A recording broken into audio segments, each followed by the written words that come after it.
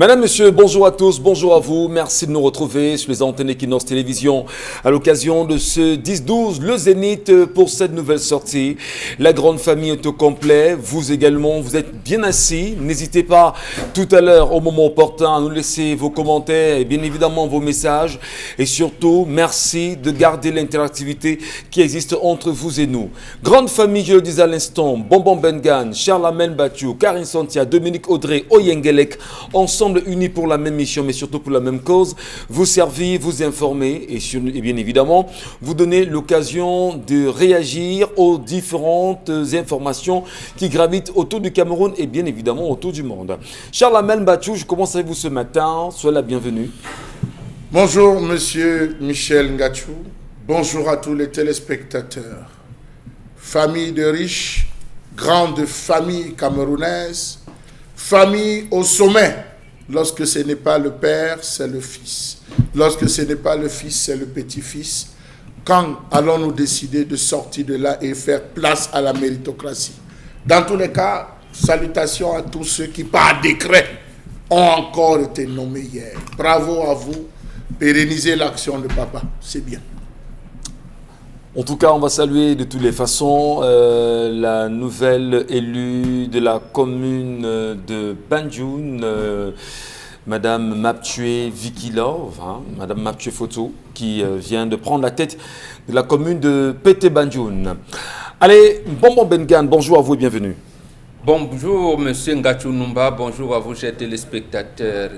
Le port de Kribi ne cessera d'élargir notre champ lexical.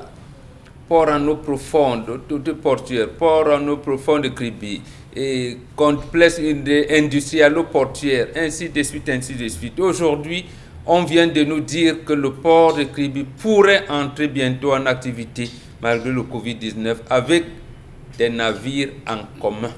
C'est-à-dire que les acteurs de la place portuaire à Kribi affrètent ensemble les navires.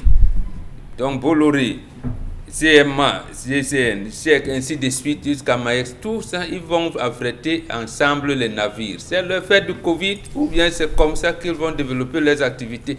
Attendons de voir parce que à Kribi, on change de dénomination presque tous les 3 mois. Attendons, pourvu que le port, lui, il soit en activité.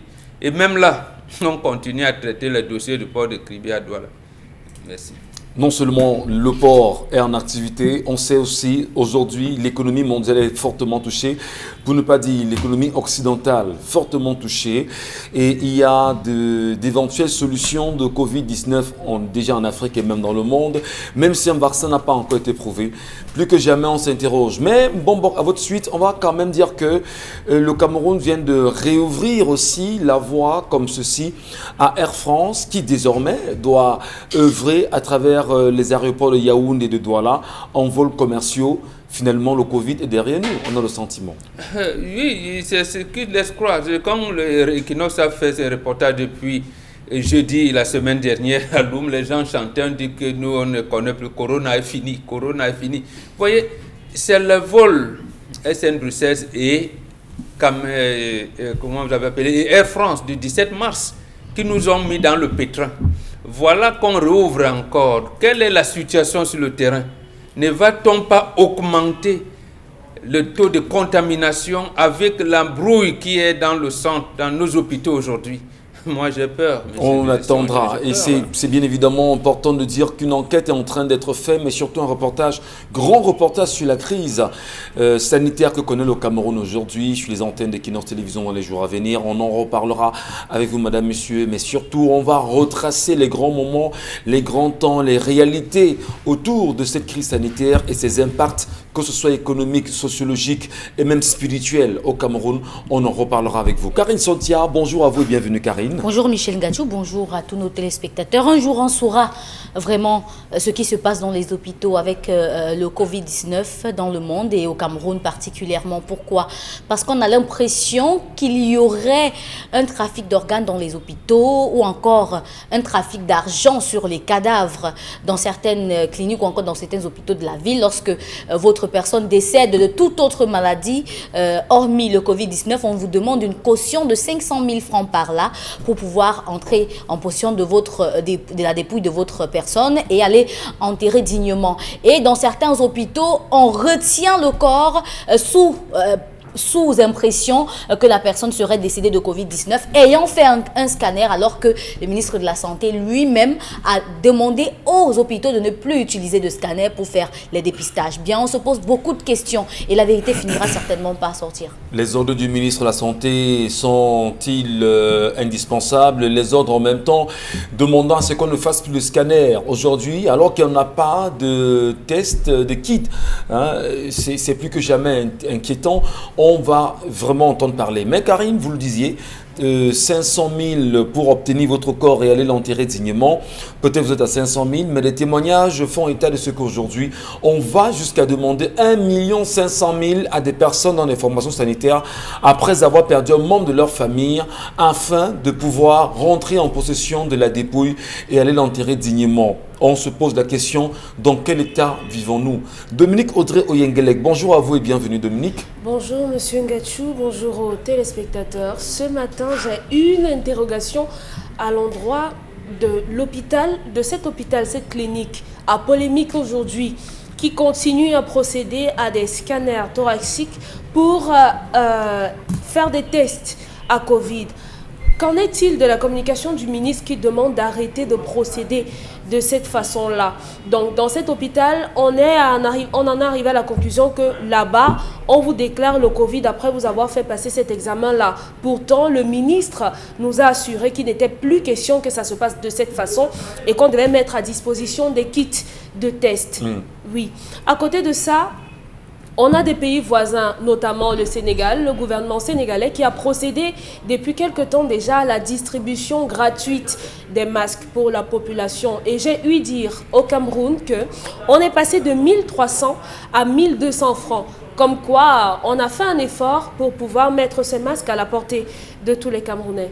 On va soutenir, hein, on va encourager bien évidemment l'entreprise qui aujourd'hui est en charge de la fabrication de ces masques. Là on parle bien sûr de SICAM, mais en attendant voir ce que ça va donner. On rappelle que certains pays ont choisi véritablement de subventionner ce travail afin de permettre à chaque citoyen, notamment encore du Sénégal on parlait, de pouvoir s'obtenir bien évidemment un masque. Mais on va quand même rappeler, madame, messieurs, que plus que jamais, le Cameroun est en alerte. Hier, en plein cœur du marché Mokolo, des humanitaires sont en train de distribuer les gels hydroalcooliques, y compris des masques, au sein même du marché Mokolo, à tout citoyen qui tendrait la main et qui attendrait justement en avoir, que rapidement la police saute sur ces derniers. Et au moment où nous vous parlons, dès ce matin, ceux-ci seront conduits au tribunal de première instance de Mfundi afin de comparaître devant le procureur pour manifestation sur la place publique. On veut bien savoir ce qui se passe. Dans quel état vivons-nous? Allons-nous sortir finalement de l'ornière? Le Cameroun est-il gouvernable ou pas? Les Camerounais ont-ils droit à leur vie et pourront-ils se donner des coups de main de temps en temps? Comment comprendre qu'aujourd'hui, que l'État saute sur une action humanitaire et veut absolument taire ceci? Ou encore, est-ce que c'est une guerre livrée entre l'État et le MRC ou encore contre l'initiative Survival Initiative au Cameroun? On entendra parler avec vous au courant de l'émission. Allez, Bonbon Bengan. Avant de revenir à vous, je vais d'ailleurs me retourner rapidement vers Dominique Audrey Oyengelek pour l'histoire du jour. Pour l'histoire du jour. Dominique Audrey, il s'agit de quoi ce matin pour nous? Il s'agit de l'histoire de Marielle. Elle raconte que ça fait 8 mois au total qu'elle est mariée. Et elle dit qu'à 4 mois de mariage, alors qu'elle était dans son studio avec son mari, que je rappelle est orphelin de père et de mère depuis son jeune âge, elle voit débarquer un des frères, un des cousins ou bien des petits-oncles de son mari avec une valise. Il n'a pas prévenu de sa venue. On l'a juste vu débarquer à la maison comme ça. Son mari n'a posé aucune question. Sauf que 1 semaine sont passées après l'arrivée de ce cousin-là. Et la grand-mère qui a élevé son mari appelle et lui dit « Comme ton frère est là-bas, il ne va plus revenir ici. Donc arrange-toi à lui trouver un travail parce qu'ici au village, il y a plein de jalousie, un peu de sorcellerie. Donc il ne va pas revenir ici. Le mari de Marielle de lui poser la question à son frère, qu'est-ce que tu envisages de faire? Qu'est-ce que tu aimerais faire comme travail? Il a répondu que, en réalité, moi, j'ai aucune idée, vraiment, j'ai pensé à rien, je ne sais pas trop. On lui a donné une semaine pour qu'il puisse trouver une idée sur un business à faire. Et il dit à son frère, bon, moi, comme tu es commerçant, je veux t'accompagner au marché, je veux vendre avec toi. Ça n'a pas posé problème et il a commencé à vendre avec le mari de Marielle. Après un mois, le mari de Marielle lui a trouvé un travail dans la localité de Kribi, là-bas, où il a dû voyager, s'installer de ce côté-là pour ce travail-là. Sauf qu'un mois après son départ, en faisant les états des finances de son commerce, le mari de Marielle se rend compte qu'il a un déficit de 700 000 francs. Il appelle son cousin et il lui demande comment ça s'est passé avec l'argent, qu'est-ce qu'il y a? Il a dit que non, vraiment, moi je ne sais pas, je n'ai pas volé, j'ai rien fait et tout. Donc on a mis ça sur le compte du fait qu'il n'ait pas poussé les études très loin. Il a dû avoir une méprise au niveau des enregistrements. Donc on est passé dessus. Aujourd'hui, le cousin est revenu à la maison. Il dit qu'il ne veut pas travailler en brousse. Il aimerait rester à Douala avec son frère. Il n'a plus envie d'aller là-bas de toute façon. Il n'y retourne pas. Aujourd'hui, Marielle dit qu'elle a un problème avec son beau-frère. Elle ne le supporte pas parce que celui-ci n'est pas très propre. Il peut prendre un bain 2 à 3 fois par semaine, exclusivement parce qu'elle lui demande. Elle raconte qu'il a le même âge que son mari, 30 ans. Celui-ci a des difficultés avec sa brosse à dents. Donc, à 2 reprises, elle a trouvé celui-là avec sa brosse à dents. Et lorsqu'elle lui fait des reproches, celui-là lui dit, tu es à 8 mois de mariage, tu n'as pas encore accouché, qu'est-ce que tu fais ici? Tu es une mauvaise femme. Elle raconte que tout le village de son mari est au courant qu'elle ne lui donne pas à manger parce que des jours où elle lui demande de se laver avant de manger, celui-là se fâche, il va acheter la nourriture en route et lorsque le mari revient, il lui dit, ta femme ne me donne pas à manger, ta femme est chiche et tout. Donc Marielle aujourd'hui nous dit qu'elle aimerait savoir, est-ce qu'elle reste avec cet homme-là chez elle ou bien elle fait part totalement de ce comportement à son mari? Mais pour son mari, il n'envisage pas de faire partir son frère. Donc, ils sont là à 3 dans une maison de 2 pièces. Très bien. Comment gérer ça? Comment gérer ça? En 12 minutes avec vous, messieurs et dames, on va tenter de vider cette histoire, c'est-à-dire 3 minutes de temps de parole pour chacun, pour qu'on puisse mieux comprendre et rester véritablement dans le timing de cette émission 10-12 le Zénith. Allez, je commence avec vous, Mbongo Mbengan. C'est une histoire quand même assez difficile à cerner. Hein. Peut-être vous qui êtes sage, vous qui comprenez mieux les relations de famille, vous pourrez donner un conseil à cette fille qui plus que jamais vous tend la main? Oui, qu'elle rentre chez sa maman et qu'elle apprenne les principes du mariage, c'est tout. Encore? Oui, parce que le problème qu'elle pose ne la concerne pas. C'est sa maison. Ne la concerne pas. Justement, excusez que les filles m'excusent, mes filles, c'est de la bêtise. Je dis bien, c'est de la bêtise. Le jeune fait quoi là? Pourquoi elle pose le problème? Elle aurait pu, en posant ce problème, dire que quand j'ai porté l'affaire auprès de mon mari s'est comporté comme ça. Elle ne dit rien à son mari. Elle dit, je pense que mon mari supporte son frère. Mais attends, comme vous êtes donc dans des suppositions, vous êtes dans la logique des sensibleries, vous faites quoi au mariage, dans un mariage? Vous faites quoi là? Vous faites quoi là? Ces problèmes existent. Je vous ai dit, surtout nous qui étions dans des, j'allais dire, des villes où il y avait la scolarisation commencée. En septembre, on voyait débarquer chez nous des gens qui disaient, maman qui m'a dit, c'est papa qui m'a dit de rester chez nous. Et maman les attendait. Quelquefois, papa n'est pas là. Papa je rentre, suis le fils de papa tel, je suis le fils de papa tel, pour rester là. Fréquenter et tout. On vous dit, les souris ne sont jamais de trop dans leur trou. Voilà la civilisation. Maintenant, si vous voulez partir de là pour commencer à parler, mais je suis en mariage, c'est ma maison. J'ai dit, qui l'a dansé? C'est ce beau-frère-là, parmi les gens qui l'ont accueilli. C'est un peu, comment je vais dire, j'ai du mal. Ce n'est pas que je ne comprends pas le problème qui se pose, mais j'ai du mal à comprendre les réactions de la génération d'aujourd'hui. Un problème se pose, ce n'est pas ton problème, ma fille. pose le problème à ton mari et observe-le. Maintenant, le problème de la propriété, tu as dit 2 mots en plus que ce cousin de ton mari a le même âge. À ce moment-là, on apprend quoi? Vous qui êtes évolué, on s'abstient de tenir un certain type de langage, de faire un certain type d'observation. On s'abstient. Si c'était un enfant qui était au lycée, je dirais, alors là, tu es sa mère, même si vous avez le même âge.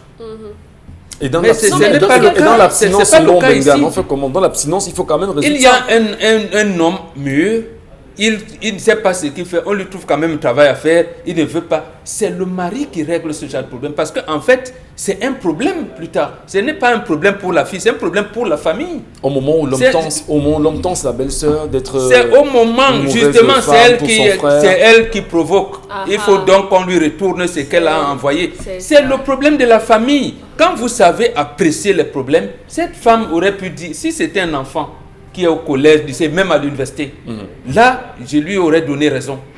Je lui aurais donné des lignes pour comment faire, pour que si cet enfant ne réussit pas, qu'elle se lave les mains. Mais ici, tu as c'est son mari. Son mari. À ce moment, laisse-les gérer leurs problèmes, puisque c'est au-delà de toi, la femme de la maison. C'est un problème de famille. Donc, sûrement, on sait que ce gars, lui, ne pense même pas à travailler, donc il ne pense même pas à se marier, il ne pense même pas à se responsabiliser. Toi qui viens d'entrer là, tu penses que tu vas lui donner un code de conduite? Même âge que son mari. Comme on dit au Cameroun, madame, quitte derrière les problèmes. Très bien. Gère ton mari doucement. Vous allez, tu as affaire de 8 ans. Justement, évite. Il y a des problèmes qu'on évite. Sauf, et si c'est dans ma maison? C'est pas ta maison d'abord. Évite justement que ta maison ne soit empoisonnée. Le poison. D'accord. Dominique Audrey, chacun a un temps de parole. Allez, je me retourne vers vous, Karine Sontia. Il faut quand même que cette fille soit à l'aise dans la maison. C'est une femme. Non, on t'envoie le poison. Tu sais que c'est un poison. Tu commences à gérer le poison qui est lourd pour toi. Mais dis à ton mari qu'enlève-moi ce poison. D'accord. Il faut le dire. Alors, il faut que la cette femme doit apprendre à venir à mariage. Non, je refuse. Je parle de monsieur Ngatou. Il faudrait que cette femme se sente à l'aise quand même dans l'espace que son mari. Et surtout, elle n'a que 8 mois. Il faut qu'elle soit à l'aise. Il faut qu'elle soit à l'aise. Elle n'a même pas encore respiré. Il faut qu'elle soit à l'aise dans l'espace. Bon, Bengan. Il faut qu'elle soit à l'aise dans l'espace justement. Qui la rend à l'aise dans l'espace, c'est pas elle-même. Très bien. C'est son mari qui la situe. Il faudrait justement qu'elle commence maintenant à voir jusqu'à quel niveau son mari est à mesure de la protéger ou pas. Karine Sontia, on vous écoute sur la suite du jour. Laissez souvent les gens jouir de leur mariage. 4 mois? 4 mois seulement. Un peu. Quand on se marie, ce qu'on vous donne, c'est un enfant. C'est un enfant. 2 ans, 3 ans. Pas un vieillard. 30 ans. Il vient squatter, il dort au salon. C'est quoi ça? Non, on ne lui a pas donné. Le gars est arrivé par intuition. On lui a donné parce qu'on a appelé pour dire qu'il ne rentre plus. Il va rester. Donc on lui a donné. Dans cette histoire, ce matin, je comprends, Marielle, oui, elle doit en parler avec son mari, c'est clair. Mais ce qui m'inquiète, c'est le fait qu'elle est dans sa maison, quelqu'un qui est en mission. Je parle de mission, pourquoi? Parce qu'aujourd'hui, c'est lui qui dit qu'elle est une mauvaise femme parce qu'elle lui demande de se brosser les dents. C'est lui qui dit qu'elle est une mauvaise femme parce qu'elle lui demande de se laver avant de manger. Un vieux de 30 ans qui ne peut pas prendre son bain naturellement, normalement, sans qu'une femme ne parle. Il est un enfant. On n'a pas besoin de le traiter comme un adulte. Au final, on n'a pas besoin. Il faut qu'on lui parle comme un enfant pour qu'il comprenne apparemment. Mais qui doit lui parler? Parce que ce n'est qu'aux enfants. Parce que, bon, on pose le problème, mais qui doit lui parler? Il y a une femme dans la maison. Il y a une femme dans la maison. Mais est-ce qu'elle a le droit de lui parler? Elle n'a pas le droit. Comment il fait quoi? Alors que son mari est là. S'il vous plaît, vous mangez ma nourriture. Mais je n'ai pas le droit de vous parler. C'est moi qui nettoie la maison dans laquelle vous dormez. Mais je n'ai pas le droit de vous parler. Vous vivez sur Mars. Je vous parle. Parce que jusqu'à preuve de contraire, ce n'est que 4 mois de mariage ou 8 mois de mariage si vous voulez. Mais de toutes les façons, que je sois ministre de l'Intérieur ou ministre de l'Extérieur, c'est quand même moi qui entretiens la maison dans laquelle vous dormez. Et si vous parlez à votre mari, ce serait pas mieux? Je ne refuse pas, mais on parle d'abord à la personne. C'est quand ça vous dépasse que vous allez vers votre mari parce qu'il n'est pas là pour voir. Il n'est pas là pour voir. Attendez que je termine, monsieur Ngatou. Cette histoire ce matin me répugne.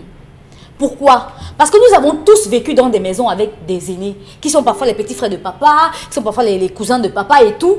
Mais vraiment, l'attitude n'était pas pareille. Hein? Quand le gars arrivait chez vous, vraiment, puisqu'on appelait mon papa tonton Sam, je veux sortir, je veux faire quelque chose. Vraiment, je veux même le capital. Donc, c'est lui qui vous met dans le mouvement pour que vous sentiez qu'il veut vraiment réussir. Mais lui, il arrive, il veut dormir dans le salon. Mais vous-même, même si c'est n'importe qui, vous allez trouver ça abusif.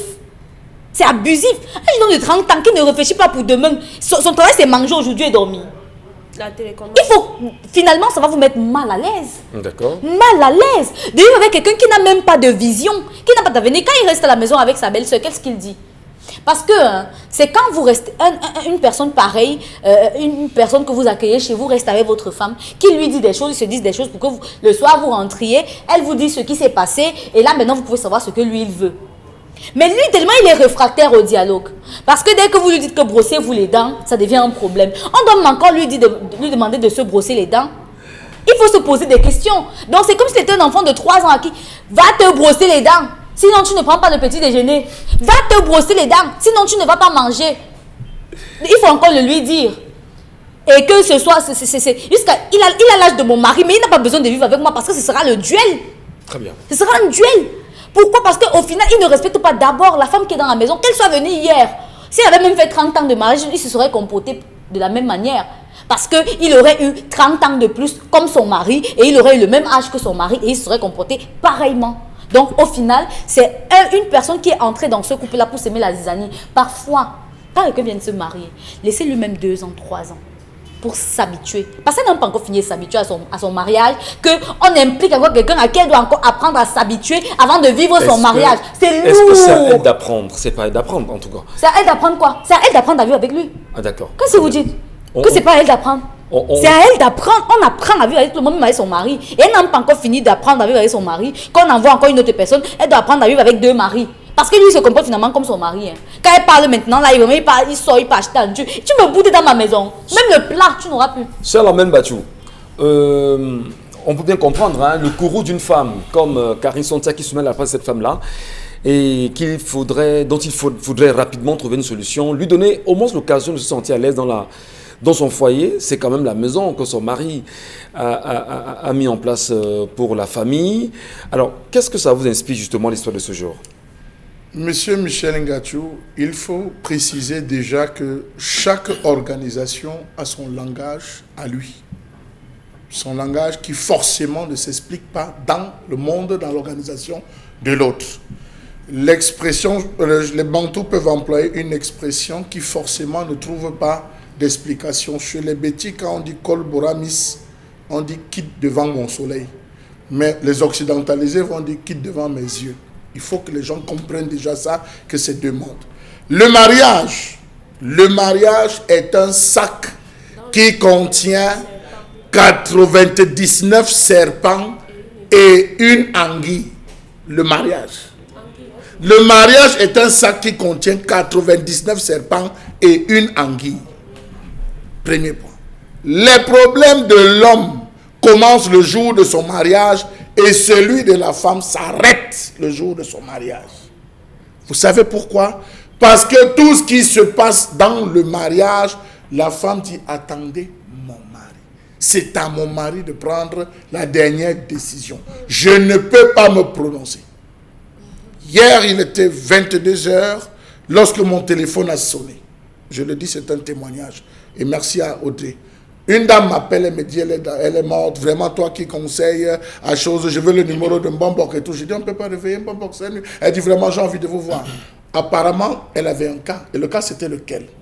Sa maman, sa belle-mère, est un cas malade, était une maman malade, dont elle était arrivée là où elle faisait tout sur elle. Les enfants de la maman ont décidé de faire rôter. C'est-à-dire aujourd'hui c'est vous, monsieur Ngachou, demain c'est tel. Donc ils rotent pendant une certaine période avec la maman pour que le poids ne pèse pas sur une seule personne. Effectivement. Sauf qu'un jour avant, le frère aîné de son mari, c'est-à-dire il devait ramener l'enfant, là la maman aujourd'hui, mais il l'a ramené hier. La femme, son mari n'étant pas là, a pris sur elle, dans la colère, la fâcherie de ramener la maman. Elle est venue trouver la maman à la maison. Elle a ramassé la maman dans le véhicule. Elle a décidé de ramener la maman après avoir bavardé, crié. Sauf qu'en cours de route, elle n'a pas traversé Makepe. La maman est morte. Je vous laisse imaginer la suite. Voilà ce qu'on a. Des femmes qui aiment prendre les devants.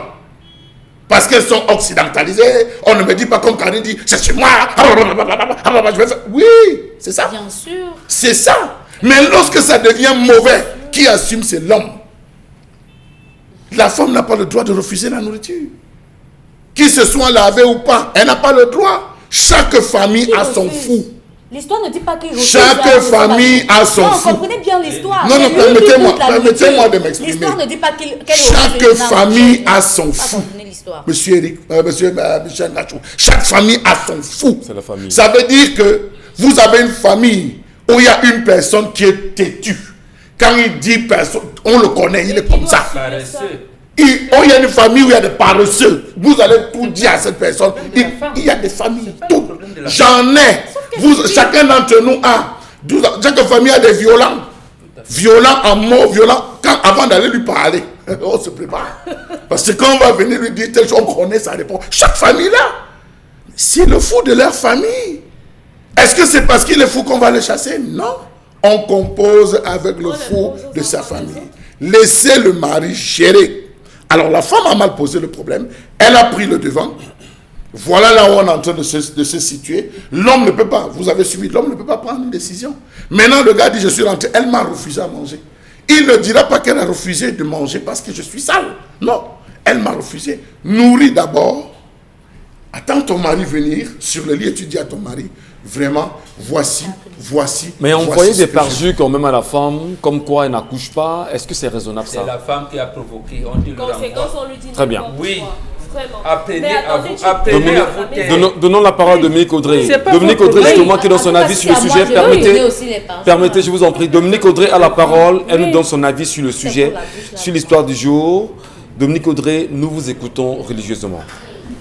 La dame se plaint d'un beau-frère qui est sale. Elle se retrouve à être toujours à désinfecter la maison après ses passages parce qu'elle subit les odeurs de ce vieil homme qui ne veut pas se laver à cet âge-là. On ne peut pas courir derrière un enfant de 16 ans, de 12 ans et on court derrière un père de 30 ans. Les familles, les belles familles, notamment. Qu'elle s'est lavée ou pas? Elle a la maison. Quel est le temps? Elle a la maison. Désinfecter déjà la maison. Mais bon Dieu, elle ça a va la fort. Maison. Le faire, c'est elle a son temps de parole. On n'a pas assez de temps. Allons-y, Dominique, de poursuivre. Elle est à la maison et elle raconte ce qu'elle vit tous les jours. Vous savez ce que ça fait de vous d'être à un endroit et d'avoir quelqu'un qui a une forte odeur corporelle? Il y a des gens qui l'ont naturellement, mais sauf que celui-là ne l'a pas. Il ne se lave que 2 à 3 fois par semaine. Ce n'est pas normal. Ce n'est pas normal. La situation qui se pose, c'est que les familles, et les belles familles notamment, doivent apprendre à respecter leurs enfants, leurs fils, pour la plupart des cas, leurs fils. Lorsqu'on devient adulte, lorsqu'on devient mature, les familles doivent comprendre qu'on n'impose pas les choix à leurs enfants. Je suis... que vous voulez donner. Et les familles doivent faire quoi de leurs filles? Oui. Oui. Les familles doivent faire quoi de leurs filles? Pembombok. Disons, j'ai 30 ans. Je suis un homme et j'ai ma famille. Ma mère ne va pas m'imposer de m'envoyer quelqu'un. C'est hors de question. Vous ne m'envoyez personne. On ne l'a pas envoyé quelqu'un. C'est un type qui dérange toute la famille. Et on le donne donc à qui? Mais on dit, chacun... Il va donc de se marier. Ce n'est pas là le problème. Il y a quelqu'un, peut-être avec ce cousin-là, le dialogue peut passer. C'est une famille de sorciers. Pourquoi vous pensez que cette famille vous déteste? Vous c'est ça, non. Voilà, c'est pour ça donc qu'on vous dit. C'est un conseil. Monsieur Ngachou, je vais vous n'avez pas encore... Écoutez, je vous en prie. Vous n'avez aucune expérience de la vie. Attendez, vous voulez qu'on s'exprime dans certains langages. Vous avez quelle expérience pour donner des conseils? Ah bon? Oui. On a besoin d'expérience pour donner un conseil. Oui, il y a des choses que vous, quand vous arrivez dedans, on va s'écouter. On a la preuve. Parce que justement, si on vous a élevé dans le conflit, nous autres, on nous a élevé dans la gestion des conflits. Justement, vous créez le conflit, nous on les gère, on les règle. C'est relatif. Oui, c'est pas relatif, votre langage le prouve. L'expérience dont vous parlez. Allons-y, rapidement. Ne me dites pas rapidement. L'expérience dont vous parlez, non, si on Dominique prend... Audrey, allez-y, Non, monsieur, c'est pas... Écoutez, si pas je méchant. ne parle pas, je ne parle plus. C'est tout. Ne me dites pas rapidement alors que tout le monde parle dans mon temps de parole. Non, Je mais suis écoutez, désolée. on tente de calmer tout le monde pour que vous poursuivez vos idées. Je finis, monsieur Ngachouke parle à son mari. J'en ai terminé. D'accord. C'est bon. Ok. Allez, bon, vous voulez renchérir rapidement Non, parce qu'elle que parle à son mari, c'est pour leur donner le conseil. Et mes filles qui sont sur le plateau et ceux qui suivent. Pourquoi on vous demande de le faire? C'est un conseil. Pour le mariage, nous avons plus de 30 ans dedans. Et on a vécu des choses, c'est de vécu. Maintenant, votre expérience... Le mariage que vous avez vécu, ce n'est que hypocrisie et surnoiserie. Non, tout le monde cher le ami, sait. non. Tout le monde le sait parce que vous avez passé à votre Il y a époque des le temps problèmes où on dit au Cameroun, quitte derrière les problèmes. Non. Nous, on conçoit le mariage comme le bonheur. Non. Vous venez en mariage, vous sentez qu'il y a un élément de la maison qui vous empêche d'avoir le bonheur. Restez dans votre calme. Mettez votre mari devant. C'est tout. Généralement, chère femme, quand vous avez vos beaux-frères dans la maison et que vous sentez qu'ils sont un peu incommodes pour vous, passez le temps dans la chambre et ne restez jamais dans le salon où ils se trouvent. C'est comme si... Non, mais non. Laissez le mari gérer. On ne refuse pas, mais ça ne veut pas dire qu'on est gens, on peut plus se parler. C'est pas comme si quand je vous demande de vous brosser les dents, c'était un conflit. Mais c'est le beau-frère qui installe le conflit. La femme n'a rien fait dans cette histoire. C'est compris. Elle ne parle même pas. J'accuse la femme pour avoir pris le devant. Bon, Karine, c'est compris. Comment on évite des problèmes alors? Elle nous soumet un problème. Elle n'a même pas décidé. Elle ne fait rien d'autre. Non. Elle ne peut pas soumettre le problème sans nous avoir dit ce que le mari a fait. S'il avait dit que le mari, j'ai posé le problème, mon mari avec son frère, il fait. À ce moment-là, on lui aurait donné des conseils. Voilà. On lui aurait donné des conseils. D'accord. Donnez-lui au moins des conseils pour savoir comment elle peut rester avec son beau-frère. C'est ça qu'elle se fie à son mari. Bon, permettez. Dominique Audrey, juste avec vous, on va finir en 30 secondes. Si vous avez dans votre famille, comme tout à l'heure Charlamagne le disait, un frère qui est considéré comme le fou de la famille, qui débarque chez vous sans vous dire, vous faites quoi? Vous le mettez dehors? Je vais vous dire, si vous voulez parler de ma famille, dans ma famille, on n'a pas ce genre de spécimen. Je suis désolée parce que chez nous, on a tous de l'amour propre. Chez nous, dans ma famille, on a été élevés dans le respect de l'autre. Donc, ce qui fait que dans ma famille, vous ne verrez jamais ce genre de spécimen, ce genre d'acte se poser. Et s'il faut parler d'expérience, le Cameroun est dirigé depuis une trentaine d'années par la même personne. Si on nous dit qu'il n'y a que l'expérience qui est bonne vraiment, c'est que le Cameroun, tout va bien. Très bien. On vous a suivi. Allez, madame, monsieur, laissez-nous, s'il vous plaît, bon, comme s'il vous plaît, en même temps, on sait que vous le faites déjà. Merci de bien vouloir vous rapprocher des pages 10-12, le Zénith ou encore Equinox Télévision rapidement. Vous nous laissez vos commentaires. Que vous inspire l'histoire de ce jour? Que pourrez-vous, bien évidemment, dire à cette fille-là?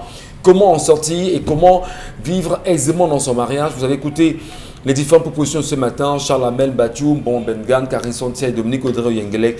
Vous aussi, vous avez votre position. Laissez-nous les commentaires et nous allons les lire. Allons tout de suite voir ce que nous proposera Charlamagne Batoum ce matin dans le cadre de la colère. La colère, c'est maintenant.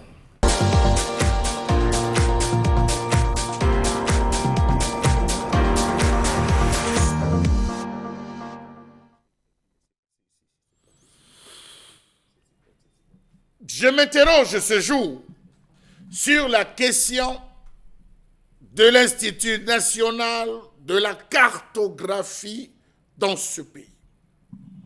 Où est situé l'Institut national de la cartographie dans ce pays?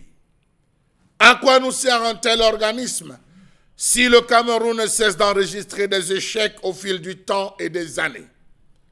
Qu'est-ce qui explique le fait que le Cameroun n'est pas encore à proprement parler d'une carte à jour, une carte numérique du Cameroun? Lorsque vous frappez n'importe quel moteur de recherche concernant la France, vous avez tout en termes de cartes, carte de la France en elle-même, carte des régions, carte, toutes les différentes cartes sont présentées. Est-ce qu'ici au Cameroun, on peut vous présenter la carte de la région, la carte des différents arrondissements? Est-ce qu'on peut vous présenter la carte de chaque village, de chaque groupement? Parce que nous sommes environ à 106 chefferies de premier degré, est-ce qu'on peut vous les présenter? Point d'interrogation. Qu'est-ce qui explique le fait que le Cameroun n'est pas encore à proprement parler une carte à jour, qu'est devenu le projet de cartographie des zones agroécologiques initié en 2012? Quelle est la cartographie de nos forêts? Point d'interrogation. Comment comprendre que les dernières cartes papier du Cameroun datent de 1972, il y a environ 47 ans? Comment comprendre le fait que les pays africains n'aient pas eu de ce souci après le passage des colons de raffermir leurs bornes naturelles par une cartographie en bonne et due forme? Le Cameroun s'est retrouvé dans une situation critique avec la Guinée équatoriale qui cherchait à monter un mur. On a dépêché les gens. On a eu le problème avec Bakassi. Présenter la carte du Cameroun, zone par zone, aux Camerounais, qu'ils connaissent la cartographie de leur pays. Comment comprendre que depuis une vingtaine d'années, les cartes sont faites mieux, établies par différentes ONG, avec des méthodes différentes selon leur bon vouloir? Comment comprendre que rendu au XXIe siècle, la carte numérique du Cameroun ne soit pas encore disponible sur une base de données cartographique qu'on peut consulter à souhait sur Internet? D'ailleurs, elle a à 10%, nous avait-on dit, de sa création. Peut-être elle a évolué, personne ne le sait, mais elle devrait être rendue publique pour le bonheur de tous les Camerounais de connaître. Lorsqu'on parle du Cameroun, c'est ce point que vous voyez là. On met juste qu'une ville, on disait à une certaine époque, c'est un musulman en prière, qui est en genoux en prière. Voilà ce qu'on nous présente. On nous a toujours dit dans les cours d'histoire, mais on a besoin d'un peu plus. Comment comprendre que l'Institut national de la cartographie n'ait pu produire avec le budget qu'il lui a alloué 233 cartes topographiques à l'échelle de 1 par 500 000, 44 cartes topographiques à l'échelle de 1 par 200 000 qui servent pour le moment de carte de base au Cameroun? Comment comprendre le fait que les régions, les départements et les arrondissements camerounais ne soient pas repérables sur une carte viable? Comment comprendre que la carte administrative du Cameroun planifiée a encore été établie en collaboration avec EDICEF? Pourtant, nous avons des cartographes au Cameroun, nous avons des géographes au Cameroun. Comment comprendre qu'il n'existe à proprement parler pas de cartographie dans le secteur des réseaux à fibre optique ainsi que les plans d'investissement irrelatifs? Pas de cartographie dans le secteur de l'aide humanitaire au Cameroun, d'une cartographie complète du système sanitaire au Cameroun, dans le secteur de l'éducation, du sport, de la formation professionnelle au Cameroun, dans le secteur culinaire, touristique et j'en passe. Comment comprendre que c'est sur la carte du Cameroun qu'on va représenter les aires artistiques du Cameroun? Au bec de Cana, on met des statuettes. Au niveau du bec de Cana, on met des statuettes. Au niveau de l'Ouest, on met des tissus. Est-ce ainsi qu'on présente la cartographie touristique d'un pays? Point d'interrogation. Comment comprendre que le fait que les cartes administratives et routières du Cameroun ne soient pas actualisées pour une meilleure planification et un meilleur suivi des prochaines élections présidentielles, législatives et municipales au Cameroun? On a besoin de savoir où est-ce que c'est bitumé, mettre les cartes routières à jour. L'Institut national de la géographie, de la cartographie, que font-ils? Comment comprendre le fait que la cartographie touristique ne soit véritablement pas développée afin de valoriser les potentialités touristiques du Cameroun?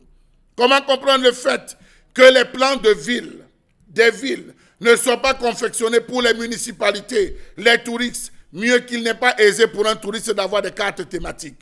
Quand vous allez en France, de votre téléphone, vous introduisez le nom, l'adresse de l'homme que vous voulez rencontrer au frère, la voiture, le GPS s'allume et on vous guide jusqu'à devant la porte. Était-ce possible au Cameroun? Point d'interrogation.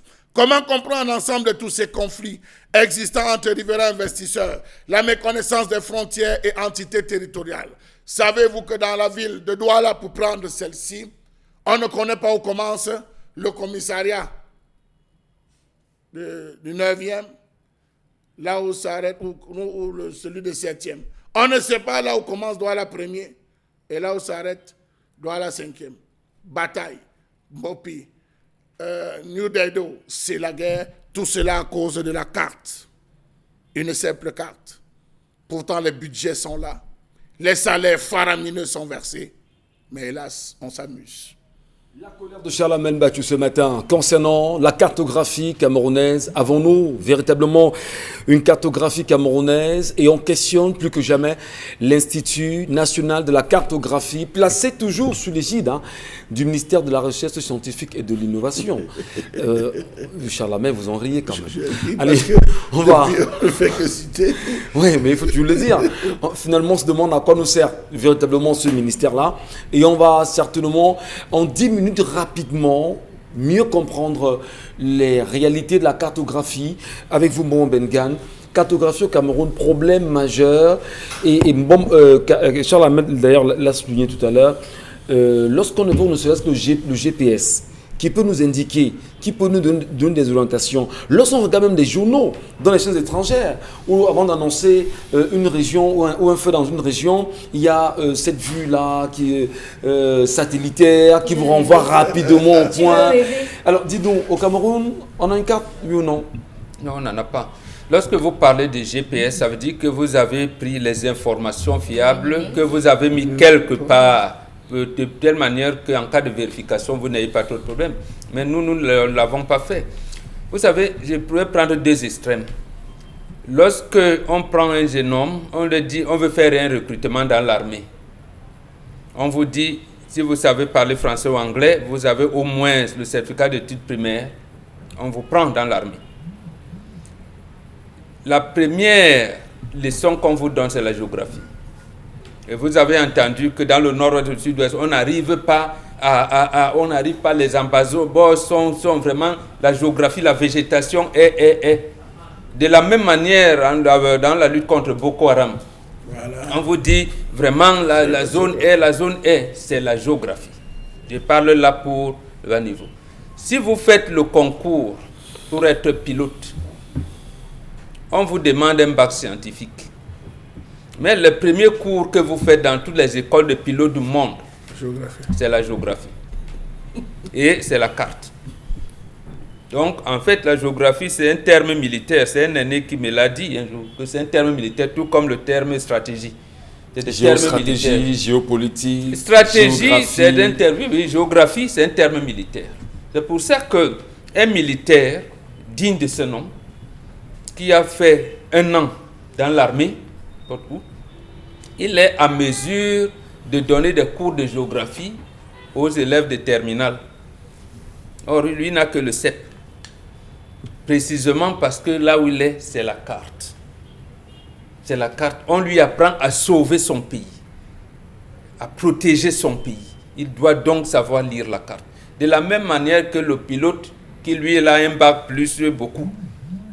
Vous voyez que les deux se joignent. Donc, en fait, la matrice dans le développement d'un pays, c'est la maîtrise de ses frontières, la maîtrise, car la maladie, la carte administrative. Le tout n'est pas de dire je suis du littoral. Et quel département, vous devez connaître des limitations. Mais même là, au niveau de la carte administrative, on a fait tout faux. Il est dit dans la carte administrative qu'il doit avoir un chef de premier degré dans chaque arrondissement. Dans la première où nous sommes, il y en a 4. Donc la carte administrative même, on l'a piétinée. Elle est faussée. Elle est déjà faussée là. Il y a 4 chefs de premier degré à Douala premier. Donc lorsque vous allez donc ressortir les chefferies du premier et du deuxième degré relativement à la carte administrative du Cameroun, vous aurez des fausses informations. Donc, il n'y a pas que Douala, parce qu'il n'y a pas que Douala premier. Lorsque vous allez à l'ouest, par exemple, chez moi à Banganté, on a le chef supérieur du département, qui est Sa Majesté Ndjumoli Pokam Sédou. Lorsque vous allez dans un arrondissement comme, je prends quel exemple, à Charlemagne, Bassamba par exemple, à Bassamba, vous avez les Banzunion, vous avez les Banyarbo, vous avez les Babosa, vous avez les Ntakou, vous avez les Mbunze, tout ça. Ça veut dire qu'en même temps, il y a des chefs qui sont dans ces localités. Et nous sommes là dans je parle de degrés. Donc, en réalité, voilà un chantier, un vaste chantier que nous avons là, que nos géographes ont là.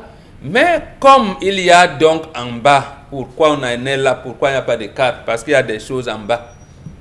En bas du sous-sol, au-delà de 30 mètres du sous-sol, il y a de l'or, du diamant, du manganèse, du nickel, du cobalt et tout, qui ne nous appartient pas. Il Donc, appartient à quelqu'un d'autre. On nous Donc, à ce moment-là, lance impatiemment. oui, mais la carte minière du Cameroun, cher ami, vous pensez que quand on vous dit un jour, 11 Coréens sont reçus à la primature, ils viennent de découvrir un vaste gisement de diamants, je ne sais pas moi où, là-bas, à Mobilon. Les Coréens sont venus explorer le diamant quand. Très bien. Donc, Voilà, donc en fait, mais il existe donc des choses. Vous croyez qu'il y a qui une sont carte qui est connue? Il y a une carte minière. On sait bien qu'il y a l'uranium ici, il y a le cobalt là, il y a. Mais comment brouiller les pistes? Parce que le propriétaire, lui, on ne peut pas vous dire que c'est tel. Donc, il faut brouiller les pistes. Très bien. On s'en trouve à ce niveau, malheureusement. On va donner la parole justement à Dominique Audrey Oyengele qui nous dise justement ce qu'elle pense de cette colère-là. On a bien écouté Mbon Benga, mais surtout les nombreuses questions relevées par Charles Amen Bachou ce matin. Dominique, le Cameroun a-t-il une carte ou pas? Visiblement pas. Si moi je m'en tiens simplement à la cartographie des risques, je veux dire l'utilité qu'on aurait pu avoir, les bénéfices qu'on aurait pu avoir si on avait établi une sorte de cartographie des risques, on aurait pu venir à bout ou bien on aurait pu éviter l'une des principales conséquences des incidents, des accidents naturels qu'on a vécu au Cameroun notamment. Parce que justement la cartographie, au-delà d'être une sorte d'espace de recensement des différentes cultures, culture, nourriture et autres cultures, us et coutumes, on aurait pu prévoir qu'à Bafoussam, il y a telle zone qui est une zone à risque avec des éboulements de Ngouaché par exemple. On aurait pu prévoir qu'au niveau de Maga, on aurait pu vivre des inondations de ce côté-là. Donc la cartographie des risques permet de déterminer dans une certaine façon l'éventualité d'un risque d'inondation à tel ou à tel autre endroit. La cartographie des risques permet également d'avoir une image en temps réel de la population, des différentes activités et pourquoi pas pouvoir mener une sorte de simulation avec les résultats de cette cartographie-là. À la base, l'idée d'avoir une cartographie du Cameroun, elle est très bonne comme la plupart des initiatives qui sont mises sur pied par notre gouvernement, mais malheureusement au niveau de l'implémentation, ça ne suit pas. Ça ne suit pas parce que jusqu'à aujourd'hui, on continue de vivre des différentes catastrophes. Alors qu'on a un institut qui est en charge de la cartographie qui est censé faire des du Cameroun. recherches approfondies. C'est un travail de terrain. C'est un travail qu'on fait sur le terrain et ils sont censés produire des rapports au fur et à mesure. Donc ces zones comme des zones à risque doivent être des zones où on doit avoir promptement la possibilité d'évacuer ces zones-là. Donc la cartographie, si je m'en tiens juste à la gestion des risques, n'a pas encore réussi. Ce n'est pas encore ça. On devra encore faire mieux. Avec le récent cas en date, l'écoulement de boue au niveau de Boya, la cartographie aurait pu ou aurait dû prévoir ce genre de catastrophe-là. Très bien. Dominique Audrey a beaucoup plus pris l'angle de la catastrophe avec la cartographie. Bon, Bengan a touché les réalités autour des minerais que le sous-sol peut avoir. Et a d'ailleurs pensé, Karine Sontia, qui peut avoir une cartographie connue et une autre cartographie méconnue. Alors, vous aujourd'hui, le Cameroun peut avoir une cartographie méconnue, peut-être oui. Mais comment avoir sa propre carte géographique du Cameroun et mieux la garder, mieux la conserver, mieux la promouvoir aux Camerounais? Qu'est-ce qu'il faut à votre avis? Je ne sais pas. Il faut demander à ceux qui nous dirigent. Mais on a un institut qui est en charge. Mais s'il ne fait rien, vous voulez que moi je sache? C'est eux les spécialistes, c'est pas moi. Votre avis? Ce que je sais quand même de la cartographie, c'est que dans l'histoire du monde, c'est la carte qui a dirigé le monde. Dans l'histoire. Même pour la colonisation et la traite négrière, c'est la carte qui a dirigé tous ces colons sur où ils devaient aller, comment est-ce qu'ils devaient procéder. Pourquoi? Parce qu'il y avait des fleuves qu'il ne fallait pas emprunter, il y avait des mers qu'il ne fallait pas emprunter, il y avait des océans et tout. C'est par rapport à la carte que ces derniers ont su comment entrer dans certains continents. C'est la carte qui a permis à ces derniers, au final, de progresser dans leur colonisation, de progresser dans les tréfonds, même de l'Inde. C'est la carte. Quand vous regardez même les films, vous voyez que les films de rois, anciens rois français et tout, on vous montre la carte, comment c'est ça qui permettait aux gens d'orienter même les combats dans les questions militaires. La carte militaire, ça existe. Au Cameroun, la seule carte que les Camerounais connaissent, c'est la carte qui a le triangle là, la carte là avec le bec de canard. avec les couleurs vertes. On a dit que c'est un musulman qui a genoux en position de prière, c'est ça. Voilà. C'est cette carte que nous connaissons. Regardez bien, voilà. Et vous vous rendez quand même compte que... C'est la toute première carte pirate du Cameroun. Et c'est la carte qu'on utilise jusqu'à aujourd'hui. C'est la carte qui nous permet, nous, de dire que le Cameroun, au nord, à l'extrême nord, il y a ci, à l'est, il y a ça, au sud, il y a ci. C'est cette carte-là. Dans d'autres pays, quand même, les choses sont évoluées. Les choses évoluent. Pourquoi? Parce qu'on ne peut pas être au 21e siècle et obéir encore avec une carte datant de l'époque de Malthusalem. Il y a des cartes en fonction des domaines. Vous ne pouvez pas utiliser une carte de géographe pour gérer des questions de sociologie. C'est malsain. C'est ce qui se passe à l'université. On a des questions anthropologiques il y a des cartes anthropologiques sur les systèmes de vie. Les peuples ne vivent pas de la même manière que vivent le peuple Bamoul. Les peuples Bamoul ne vivent pas de la même manière que vivent les peuples Bamileke. C'est une carte qui permet aux gens de délimiter ça. C'est avec la carte qu'on peut donner des cours dans les amphithéâtres. Vous pouvez vous mettre devant les gens pour dire que le peuple peut être délimité au nord. Ça rentre comment si vous n'avez pas de carte? Du moins, il y a un problème, tout n'a pas été actualisé. Peut-être pas actualisé, mais il n'y a même jamais eu il y a même jamais eu. Vous avez déjà vu dans Est-ce que vous n'êtes pas assez sévère lorsque vous dites qu'il n'y a jamais eu? Il y a quand même une carte. Moi je parle parce que... Il y a quand même une carte, l'Institut peut-être a mis en place une carte, mais peut-être n'actualise pas, ne Vous savez les cartes pas. qu'on avait, vous savez les cartes que nous avons eues quand on était au secondaire. Ce sont les cartes qu'on passait vendre dans les écoles à 100 francs, 200 là, monsieur Bachou. C'est les cartes là qu'on vendait dans les écoles à 100 francs, 200 sur des formats A3 que vous pouvez tourner. Ici, vous allez voir le Cameroun. Derrière, vous allez voir peut-être la région du littoral. Puisque vous êtes dans la région du littoral, c'est votre région qu'on mettait de manière principale. Mais après ça, rien. Très bien. Après ça, rien. Les cartographies existent en fonction des domaines. La carte administrative, la carte sociologique, la carte touristique, la carte agronomique, la carte économique même pour les entreprises et les industries. Merci Dominique Audrey. On va revenir, mais surtout attendre les propositions de nos téléspectateurs qui nous diront véritablement si eux, ils ont connaissance d'une carte camerounaise, comment est-ce qu'ils l'exploitent, dans quel domaine ils ont eu besoin d'une carte camerounaise et quelle appréciation font-ils de l'organe en charge de la cartographie nationale. On en reparle avec vous, madame, messieurs, dans la deuxième partie de 10-12 le Zénith.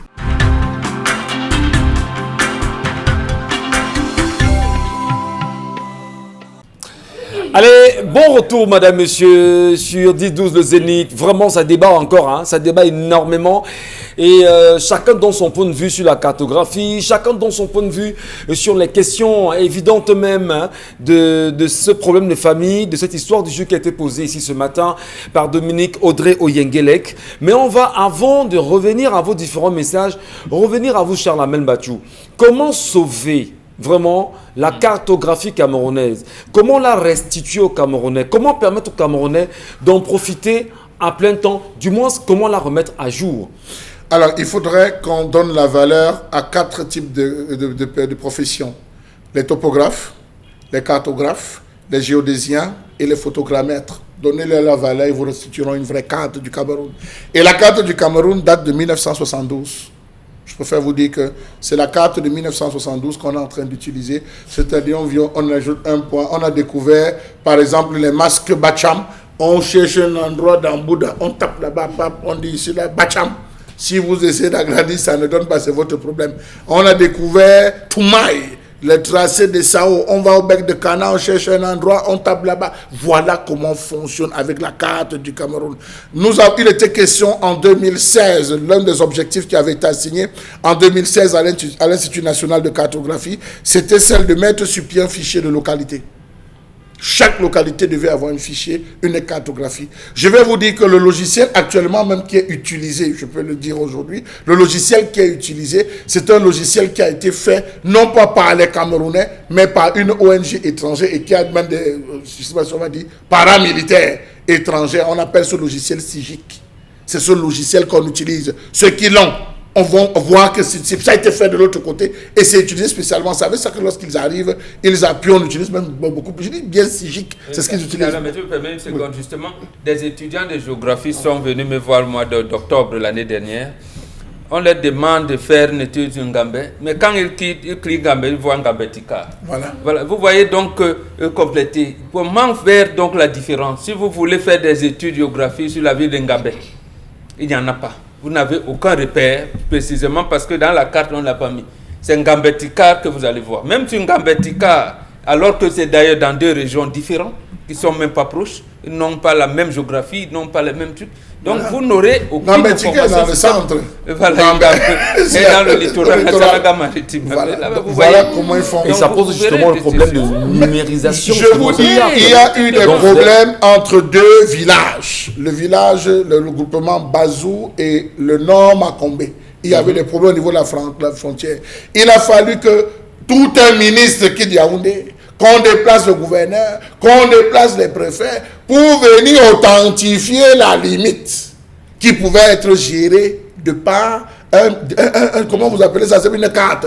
On a eu le même problème entre Batoufam, Bandoufam. On peut vous citer plein de villas Bayangam, Bandoufam. Il y a tellement Batoufam a eu des problèmes avec ses voisins. Et tout. Il a toujours fallu que des commissions soient créées, qu'on descende sur le terrain. Vous avez des villages, des chefs de village qui se lèvent. On dit, Majesté, la superficie de votre village, il reste comme ça, et de 300 km². Quand toi-même tu regardes sur le terrain, il a 3 km². Il dit 300 km². C'est validé. Oui, il le dit comme ça. Lui-même ne connaît pas. Il ne connaît pas. Pourtant, posez la question au chef. Ils vont vous répondre. Ils ne maîtrisent pas. Oui, vous voyez des descentes. Il y a parfois conflit entre 2 sous-préfets. Un qui arrive, on dit que monsieur, vous êtes sur mon territoire, vous n'avez pas le droit de venir habiter. Je reviens encore. Le stade d'unification, c'est bien à Bepanda. Il y a un conflit entre Douala 1er et Douala 5e, où se trouve l'école publique de Bepanda. On a eu le problème qui pose... Et la gestion de la communauté Bédi, qui doit gérer Douala 5 ou Douala 1er, eux-mêmes ne savent pas. Il y a le marché Bopli également qui pose un problème. Surtout que même si vous soulevez aujourd'hui, cette même communauté Bédi est en train de revendiquer qu'on lui donne les mêmes espaces que ceux qu'elle occupait, parce que les Bédi étaient à Omnisport. On les a délocalisés. Voilà. On les a délocalisés par rapport à la construction du stade. Ils demandent qu'on restitue.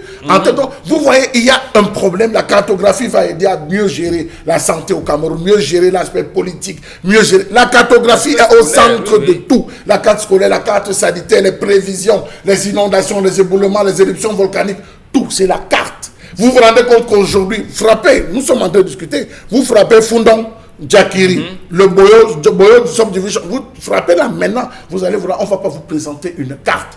Comment donc pouvoir combattre lorsqu'on ne maîtrise pas une carte? Véritablement, nous n'avons pas de carte.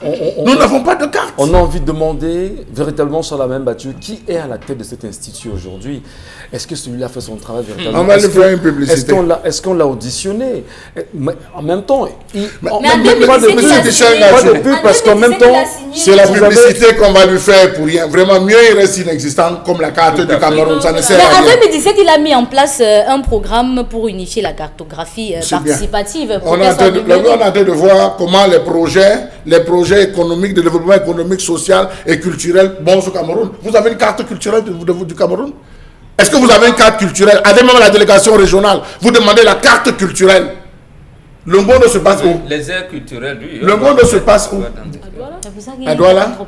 Où à Douala? Quelle est la cartographie du lieu se passe le monde? On a d'abord délocalisé plusieurs fois. En tout cas,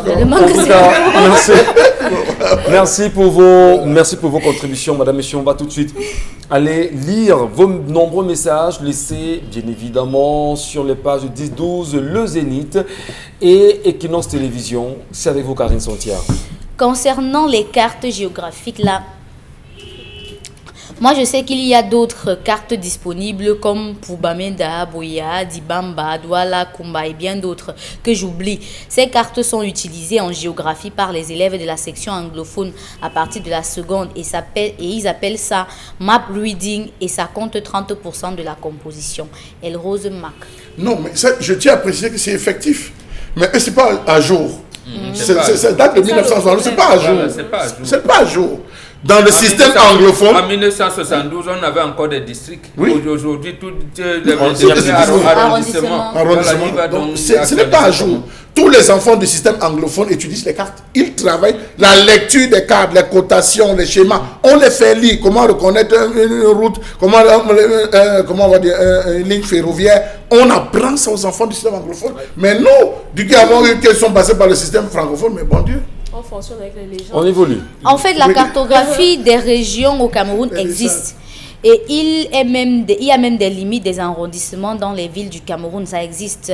Vous avez parlé là des risques au Cameroun, d'énormes travaux existent. Yaoundé, Douala et bien d'autres villes.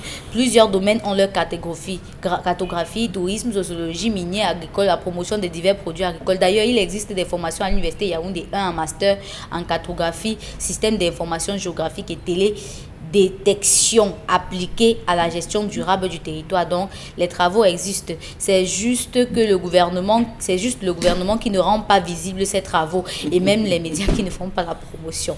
Donc, beaucoup de travaux ont été faits. Certainement, l'internaute est dans le domaine. Oui, il défend un peu sa chapelle. Il tente de défendre sa chapelle, Sauf qu'on ne défend pas pour défendre. On n'a pas dit que ça n'existait pas. C'est justement parce que ça existe et que ce n'est pas actualisé, ce n'est pas mis à jour et ce n'est pas disponible. Et ce n'est pas rendu public. Monsieur Michel Gatchou, tout à l'heure, j'ai eu la chance d'être à l'université pendant une certaine période de Yaoundé. Vous avez la section art plastique, histoire de l'art.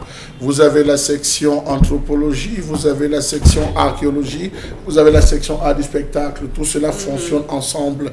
Lorsque vous êtes appelé à faire une étude ou un projet de recherche, par exemple, sur une thématique ou une thèse qui va porter sur symbolisme dans l'art, il faudrait que vous ayez la cartographie artistique. Aujourd'hui, on ne vend que deux choses. L'image de la statue de la reine Bangwa et on va parler des masques Bacham. J'ai pris suite à cet exemple.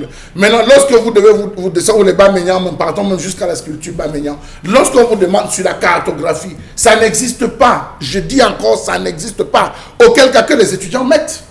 Qu'ils mettent eux-mêmes sur les trucs. Allez dans les forums des étudiants. Moi, je parie que c'est quelqu'un du ministère ou c'est quelqu'un de l'aide sur la cartographie qui a envoyé ce message. Ça n'existe pas. Ça n'existe pas. Avec la réserve, votre attention. Justement, le sud-ouest est le plus grand bassin de production de cacao. Pourquoi n'a-t-on pas construit alors un port à eau profonde à Limbé, voilà, qui s'appelait... Donc, depuis l'époque où ça s'appelait Victoria, on aurait pu construire un port. Voilà. Si on irait, donc, le projet vient de naître de toutes les façons. Allez, on va poursuivre Karine Sontia. La carte permet de planifier l'aménagement du territoire. Ça, c'est Cérézo Mbaïgolem qui écrit. Les colons ont la cartographie actuelle de l'Afrique pour nous exploiter. Et nous, pauvres, nous avons une carte qui date de l'époque de Mathusalem. Un autre message.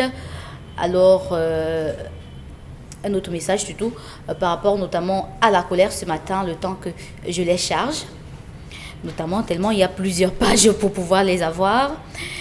Alors, un autre message ce matin, par rapport à l'histoire du jour, je dirais que ce vieillard est en mission chez son frère et c'est même lui qui a détourné les 700 000 dont la femme parle. Vous parlez de fou dans les familles. Dans la nôtre, nous avons un vrai fou, mais il n'est pas paresseux. Quand il veut déranger, il le fait très bien. Mais quand il y a le travail, il ne blague pas avec. Je conseille à cette femme d'en parler à son mari. Ça, c'est Dorian Ngefo qui nous écrit. Il y a des fous qui travaillent très bien sur la main. Oui, absolument. Ils sont très il y a des fous qui sont fous, on le reconnaît, mais... Oui. Et quand on vient le fou, comment finalement? Non, on s'adapte simplement. On s'adapte. Chaque famille se bat à avoir l'antidote. On le gère. Vous avez votre expression que vous n'utilisez pas. Les Avant, femmes vous aiment avez ça. l'impression d'avoir isolé. Je gère. Vous gérez alors. Vous voyez, il y a parfois, dans certaines familles, les frères composent en secret. Ils arrêtent. On l'ignore. Ils arrêtent tout, ils composent. À la dernière minute, on choisit le sacrifié. Et même ils disent le sacrifié qui va aller donner l'information au fou. Parlons de cartographie. Parce que pour lui donner l'information, il faut être très magnanime. Il n'est jamais d'accord avec le fou, ce sont ces idées qui passent avant. Mais c'est généralement eux qui sont les plus à même à demander pardon. Hein. Ils Mais demandent pardon. et il fait commet encore l'erreur de 2 minutes après. Non, mais, Et on va voir, vous avez l'impression, ils écrivent des lettres pour demander pardon. Non, mais c'est demain, comme ça, on une vit avec semaine eux. il calme, la semaine d'après il reprend. On vit comme C'est ça parce que avec eux. l'éducation de la famille à la base a raté. Non, Ah, non, non. non, madame. chaque famille a- J'ai dit non. Moi, je connais des Les enfants familles. peuvent Non. être tous Vous pareils. avez des gens, vous avez une personne qui ne veut pas travailler, mais qui préfère s'asseoir et appeler toute la famille tous les mois pour demander de l'argent à la fin du mois. Je considère ça comme une forme de folie de la famille. Et vous acceptez ça parce que Dominique, vous avez encouragé la Il faudra le jeter alors. Dominique, On ne jette pas ça. S'il y a un dépotoir où on jette les êtres humains, vous allez le mettre là-bas. Non, il faut bien faire l'éducation des enfants. Il ne faut pas faire ça. Vous pensez On qu'on ne a dit pas raté? non. Quelquefois, même le fou peut être même celui qui est instruit. Hein. Il peut être instruit. Il est dans l'alcool tous les jours. Et Il dans les oublie même conseils. qu'il a une femme et des enfants à la enfants à la maison. maison. Il oublie donc. Et qu'est-ce que vous la le famille suppliez fait pour même pour changer? qu'il vienne. Attendez, mais la folie se manifeste à plusieurs. Je vous dis, il Ah, les est gens, instruit, c'est qu'il est il est bouillon, instruit, c'est il pas a un boulot, il a une femme et les enfants, il est les comme ça. abandonne. Oui, il est comme ça. Il y a les gens chez qui la vie, ça c'est On vient me réveiller dans les bars. Vous allez c'est quoi? En tout Vous cas, êtes Plein de dit, ça femmes, existe. plein de femmes Non, mais se je sont connais souvent une personne qui heurtées a à fait ça et ça. son enfant est décédé à Elles cause de sa vont folie. Hein. se C'est plaindre pas à la c'est pas famille. qu'on encourage. Elles vont se plaindre à la famille. Oh, votre frère fait comme ça. Oh, tu ne savais pas. Hein? Ce sont comme ça. Je sais pas. C'est tout. C'est tout Oui. cela. C'est ce qu'on te dit. C'est tout. C'est C'est ça. comme ça. Il est comme ça. Allez, on On poursuit. vérifie la On Allez, la vit lecture des avec- messages. Voilà. Lecture des messages toujours. Je vous en prie. On est Comment carré. parler de carte du territoire quand même 90% des membres du gouvernement ne connaissent même pas la délimitation réelle des propres arrondissements d'origine? Pour ne pas dire département, encore moins région d'origine. Franchement, j'ai honte de dire que depuis 3 ans, j'étudie la géographie à l'université de Douala. On ne m'a jamais présenté une bien structurée de la région du littoral. Alors, je voudrais préciser, s'il vous plaît. Il y a des cours que nous avions fait à l'université, que sont même au lycée déjà. On nous parlait de la superficie du Cameroun, 475 000 km². Plus tard, on nous parle de 475 442 km². Je ne sais pas si vous avez fait ce constat. Moi, j'ai fait ce constat. Je me suis souvent demandé, C'était avec la est-ce qu'il y a eu une évolution? Je dis bien 475 442 km². Pour ceux qui peuvent l'affirmer, ils peuvent rapidement le faire sur les réseaux sociaux. Alors, on se dit, est-ce qu'il y aura un travail qui est en train de se faire, qui prouve quand même que il y a une amélioration, ne serait-ce que dans la cartographie du Cameroun, qui nous donne une nouvelle superficie du Cameroun. Vous savez, je vais plus loin en vous disant, lorsque vous allez au niveau de l'Égypte, ou de l'Éthiopie, il y a ce qu'on appelle la carte migratoire. On vous présente une carte migratoire. La seule carte migratoire qu'on utilise aujourd'hui, c'est la carte de la rosière, de la rosière qu'on utilise actuellement au Cameroun. Je ne sais pas si vous avez entendu parler de la rosière, qui stipule à l'intérieur, quand vous voyez les cheminements en termes de famille, vous avez Bangam, Bangan Fokam, Bangan Fondi, Bangan chez les Bouddhas, tout ça c'est la même famille. Quand vous prenez, vous avez Baleng chez les Balevins, vous avez Baleng, dans le village même Baleng, qui est une chefferie de premier ou deuxième degré, vous avez Balengou, tout ça c'est les mêmes familles. Donc on devrait avoir des cartes schématiques. Quand on dit Bantoum, Bantoum qui veut dire Bantoum, c'est une sorte de toum. On doit traverser, on devait être capable aujourd'hui pour un étudiant d'histoire qui s'assied pour faire de l'histoire avec des professeurs, on a d'éminents professeurs d'histoire. Non, mais on connaît la faire carte du cette Cameroun carte allemande, migratoire c'est pour dire suffisant. attention, vous êtes en train de gueuler le tribalisme. Cette carte devrait aider pour lutter contre le tribalisme en disant C'est vous êtes en train de fait gueuler. sciemment Alors de que pas c'est même mettre vos ça- frères. C'est fait Voilà. sciemment. C'est fait sciemment de même pas en parler. J'estime que, vous savez, quand on a une vision pour un pays, quand on a une vision, on sait là où on va, on sait ce qu'on cherche. C'est l'absence de vision. Je n'ai pas envie de dire incompétent, non. C'est l'absence de vision. Merci. Il faudrait qu'on ait des visionnaires, des gens qui ont une vision. Et à partir de cela, c'est quand vous dites à quelqu'un que Bantoum, c'est la même famille. C'est la même famille que les Ntoumou, en traversant, ont eu à contourner. Quand vous expliquez, ils ont eu à contourner. Chaque fois qu'ils se déplaçaient, ils laissaient le faire. La carte migratoire, on en a besoin. Très bien. Consultez la carte de la Rosière, vous allez voir. Allez, on interpelle plus que jamais l'Institut national de la cartographie camerounaise, s'il vous plaît. Plus que jamais, nous vous interpellons. N'hésitez pas à nous rendre publics les travaux que vous avez déjà menés jusqu'ici, puisque les Camerounais se plaignent et s'en plaignent d'ailleurs. Veillez humblement, Institut national de la cartographie, tout faire afin qu'on puisse avoir la réelle carte mise à jour du Cameroun pour les Camerounais. La revue des réseaux sociaux, madame, monsieur, vous êtes assez nombreux à écrire, à regarder, à vous mettre également, on va dire, parfois à dos sur certains sujets qui gravitent autour de la toile. Karine Sontia, ce matin, a sélectionné quelques-uns de ces sujets pour nous. Oui, ce matin, on s'intéresse notamment à ces cliniques privées qui intègrent dans leur sein des patients soupçonnés de Covid-19. Il s'agit là de l'histoire d'un papa qui a été victime d'un AVC et qui avait besoin d'oxygène. Et puis, il est arrivé dans une clinique de la place. Il a été soumis à un scanner qui a détecté qu'il avait des problèmes dans le poumon qui laissaient croire au Covid-19. Et du coup, après sa mort, ils ont décidé de procéder à l'enterrement direct. Mais la famille s'y est opposée et ça a fait tout ce grabuge que vous avez vu dans cette clinique et même sur la toile. Ça fait vraiment parler tout le monde. D'ailleurs, hier soir, sur les antennes Equinox Télévision, dans le cadre du journal de 20h, nous avions regardé ce reportage signé Xavier Foka qui, plus que jamais, a été, on va dire, gênant. On s'est demandé finalement quel est l'encadrement même qu'on a pour les corps, pour les décédés, pour les personnes qui souffrent du Covid-19. Cacophonie Mbombo Bengan, on va dire.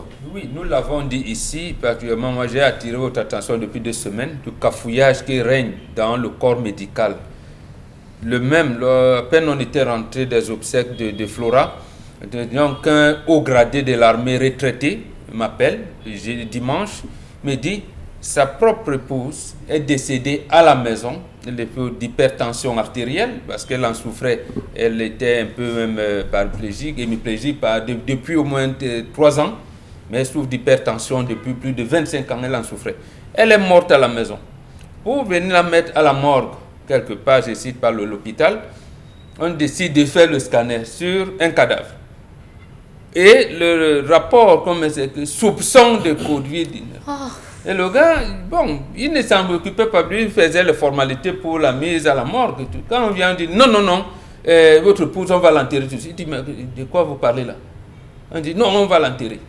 Pendant qu'on fait donc, tu dis, non, on ne l'enterre pas. Les procédures, ils ont engagé dans les procédures. On est venu prendre le corps de son épouse, on allait enterrer. Vous savez ce qu'il a fait? Lundi, il est allé exhumer le corps de sa femme. Il a dit, si vous voulez, venez me voir. Pour aller l'enterrer dans son village. Donc, on lui interdit même d'organiser les obsèques dignes pour son épouse. Il y a des cas comme ça où aujourd'hui nous sommes en période de grippe. Et c'est pour cette raison, je suis sûr que pour cette raison qui a mené le ministre de la Santé publique à éliminer ces scanners dans le suivi, pas le suivi, dans la détection des malades au Covid-19. Parce qu'aujourd'hui, le corps médical fait comme si en vous passant au scanner, on détecte le Covid-19. Ce n'est pas possible. Faux. Ce n'est pas vrai. C'est faux. Est-ce qu'il est éliminé, mais est-ce que c'est exécuté, Mbombo Bengan? Jamais. Voilà, mais justement, ça veut dire que le corps médical est devenu têtu. Est-ce qu'on va dire, Mbombo, faites les textes. Est-ce que c'est un business qui est créé maintenant dans les hôpitaux? Oui, c'est un business. C'est comme on fait accoucher les femmes par césarienne. Pourquoi n'accompagne-t-on plus les femmes pour accoucher? On vient accoucher, on dit césarienne, prépare 300 000, césarienne 300 000. Alors qu'on peut bien accompagner la femme, c'est un business. Le corps médical est entré en plein dans le business. Et cette fois-ci, c'est très grave parce qu'en fait, c'est des gens qui ont prêté serment, pour les médecins surtout. Ils ont prêté serment de servir. Et là, il semble que là, ils veulent se lancer dans une course à l'enrichissement. Et l'enrichissement sur le sang des gens, ce n'est pas normal, ce n'est pas acceptable. Dites clairement, posez les problèmes d'ordre syndical. Nous n'avons pas de matériel pour faire des tests. À ce moment, vous limitez, vous mettez au maximum. Encore que les gens évitent d'aller à l'hôpital, les jeudis, ils ont raison. Mieux vaut mourir à la maison. Parce que même ceux qui meurent à la maison, sans avoir votre dossier médical, on vous dit que vous êtes mort de Covid-19. Donc, réclamer que le gouvernement vous donne des tests, que vous pouviez faire des tests sur les malades, tous ceux qui viennent. Vous venez avec une simple pneumonie, ou alors un palu, c'est vrai, parce que vous avez éternué à l'entrée du cabinet médical, on dit du Covid. Ce n'est pas possible. C'est très grave. Allez, Dominique Audrey, ça prouve aujourd'hui la crise qui existe entre les patients, les hôpitaux, qui se vident des patients. Les gens n'y vont plus. Et on parle même des médecins soignants qui sont devenus pédants, imbus vis-à-vis des malades. Dans quel état vivons-nous? Comment vous analysez ça? La conséquence justement de cette condescendance-là, on l'a vu ici la semaine dernière avec cette famille qui a décidé de taper sur le médecin, malheureusement. Moi, tout ce que je comprends, tout ce que j'en déduis, c'est que M. Manaou Damalachi, sa communication à travers laquelle il demandait qu'on arrête avec ses examens du thorax, ça s'est arrêté sur Twitter. Ça s'est arrêté sur le papier parce qu'on n'est pas allé sur le terrain s'assurer véritablement que dans différents centres, on allait mettre à disposition des kits. Aujourd'hui, avec cet autre cas, le cas d'hier de cette famille-là, moi j'ai été d'abord choquée de voir comment on a d'abord fui avec le corps de ce papa. Après, on nous a dit que la police a récupéré. Aucun respect, voilà la gendarmerie. Aucun respect pour ce père qui est mort là. Il y avait tellement de violence que moi je me demande, est-ce qu'on va pouvoir arriver avec ce genre de situation? On ne devrait pas vivre ça. Le corps médical, c'est un corps privilégié qui doit faire preuve d'une certaine sensibilité lorsqu'il s'agit de gérer les vies et les humeurs des personnes. Le carnet de ce monsieur est arrivé où on mentionnait qu'il avait fait 3 AVC. Est-ce qu'on a besoin d'oxygène que simplement lorsqu'on fait le coronavirus? C'est un peu tiré par les cheveux comme explication de dire que pourquoi il y avait donc un problème d'oxygène, parce que c'est ce que le monsieur de l'hôpital a sorti comme argument. Voilà, c'est un peu tiré par les cheveux. Donc vraiment, un peu de respect, parce qu'auquel cas, on ne pourra pas contrôler le courroux des familles. C'est chacun qui vit avec ses humeurs. Il y a d'abord la douleur de la perte de leurs parents, qu'ils savent être morts certains. Qui nous dit même que le simple fait d'avoir dit à ce monsieur que vous souffrez de corona ne lui a pas fait faire un 4e AVC. Voilà.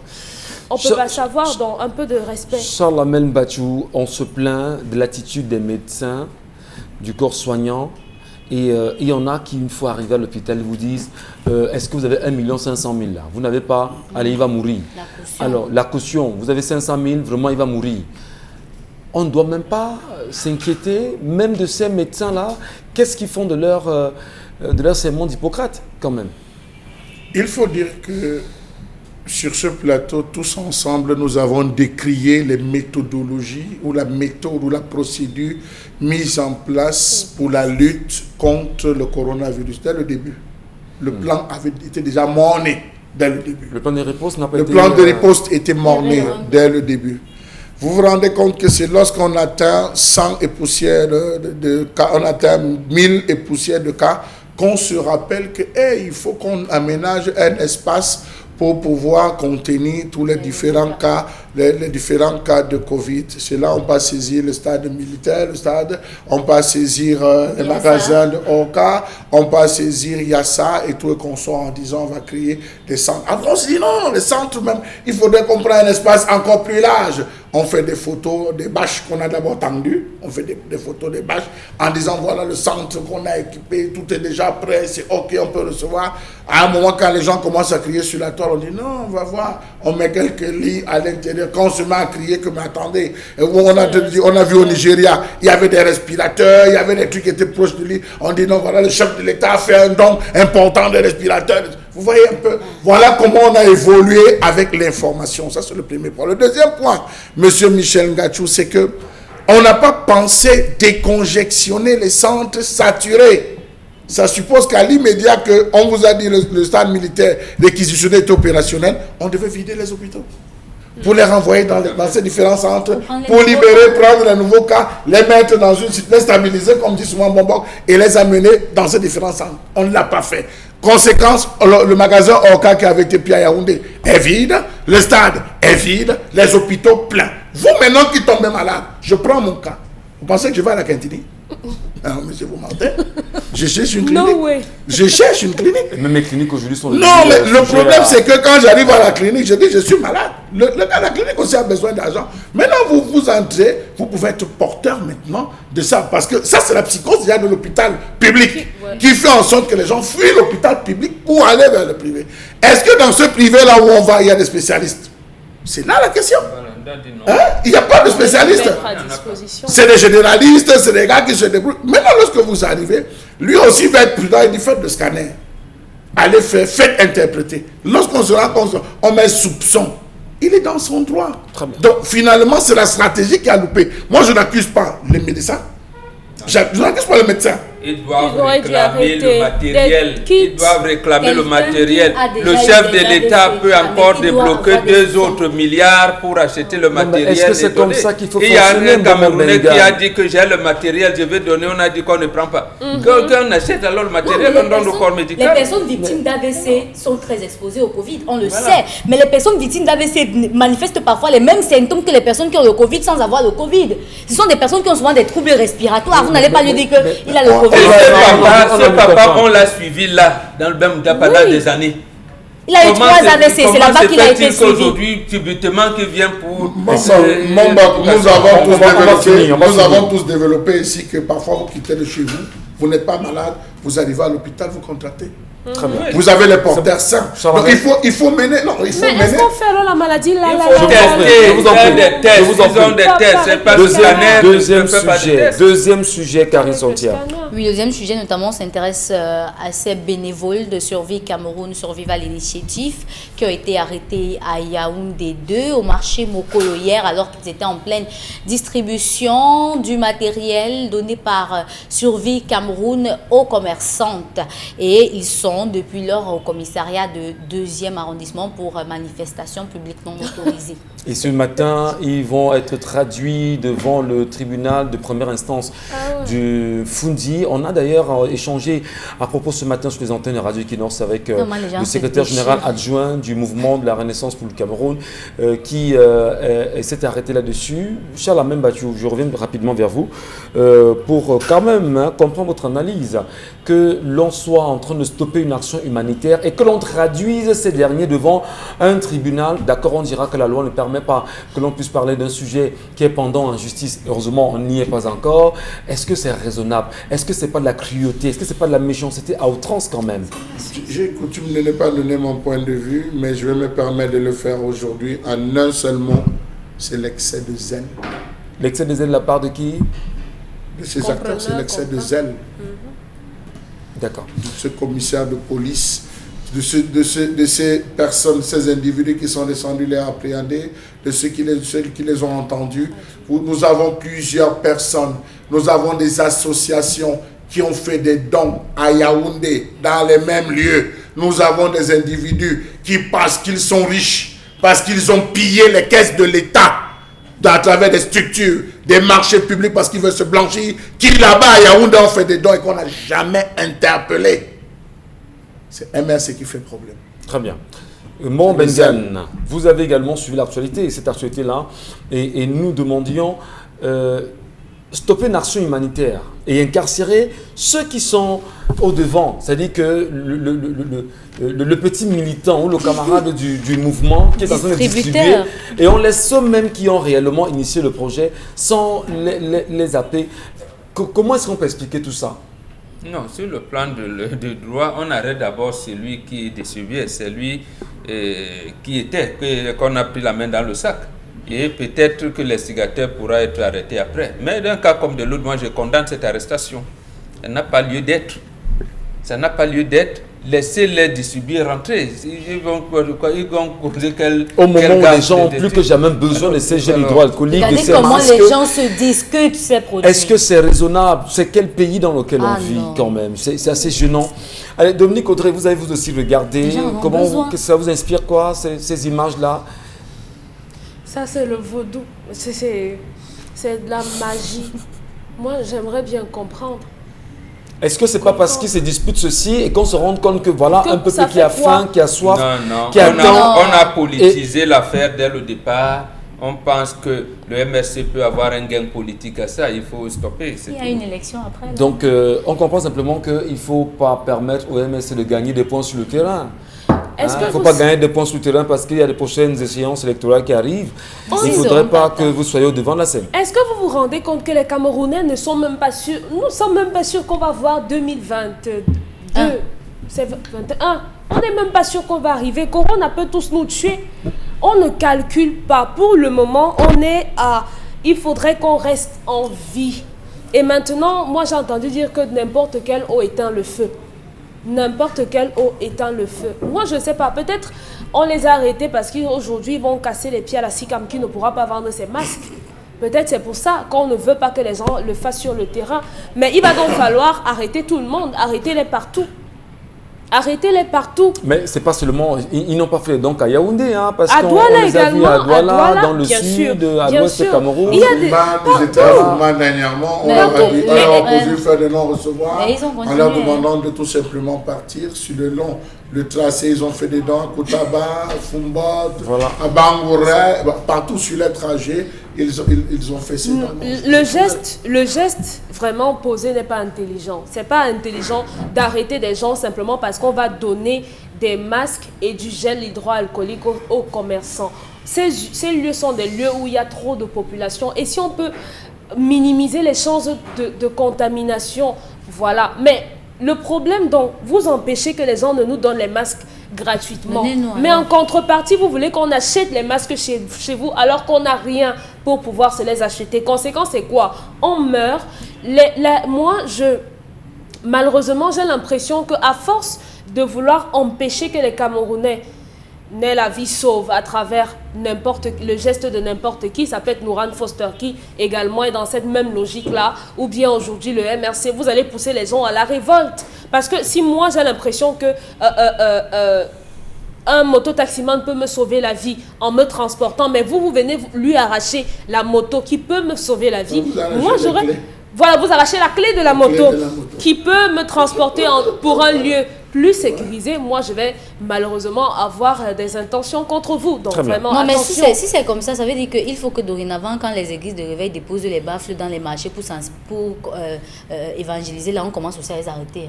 Parce qu'en même temps... Oui, parce que là aussi, c'est une manifestation publique non autorisée. Le motif qui a été donné, c'est quoi? C'est que c'est une manifestation publique. Ça ne s'explique pas. Oui, mais les églises troublent notre sommeil. Tous les jours, il y a des manifestations publiques partout. Au marché, Carrefour, dans les quartiers. Là, les autorités administratives ne voient pas ça. Les forces de maintien de l'ordre ne voient pas les troubles de jouissance qu'on nous fait subir. Allons-y, Karine Sonti avec vous, le dernier sujet du jour. Voilà, cette fois-ci, on s'intéresse aux manifestations qui ont eu lieu hier à Banjoun. Et manifestations à Banjoun suite à l'élection du nouveau maire de la commune de Pété Banjoun, la personne de Niki Love Maptué. Ces derniers-là auraient plébiscité deux autres Maptué. Voilà. Ces derniers auraient plébiscité deux autres candidats, mais qui au final n'ont pas été les élus. Ah ouais, ces images font bien sûr le tour des réseaux sociaux. Banjoun, non à Maptué photo Niki Love. On peut lire d'ailleurs sur des pancartes Kenny, David et Emmanuel Chatoué ont fait, on a vu. Alors, on peut également lire la commune de Pété Banjoun a besoin de comptes. Il faut de compétences, merci. Il faut.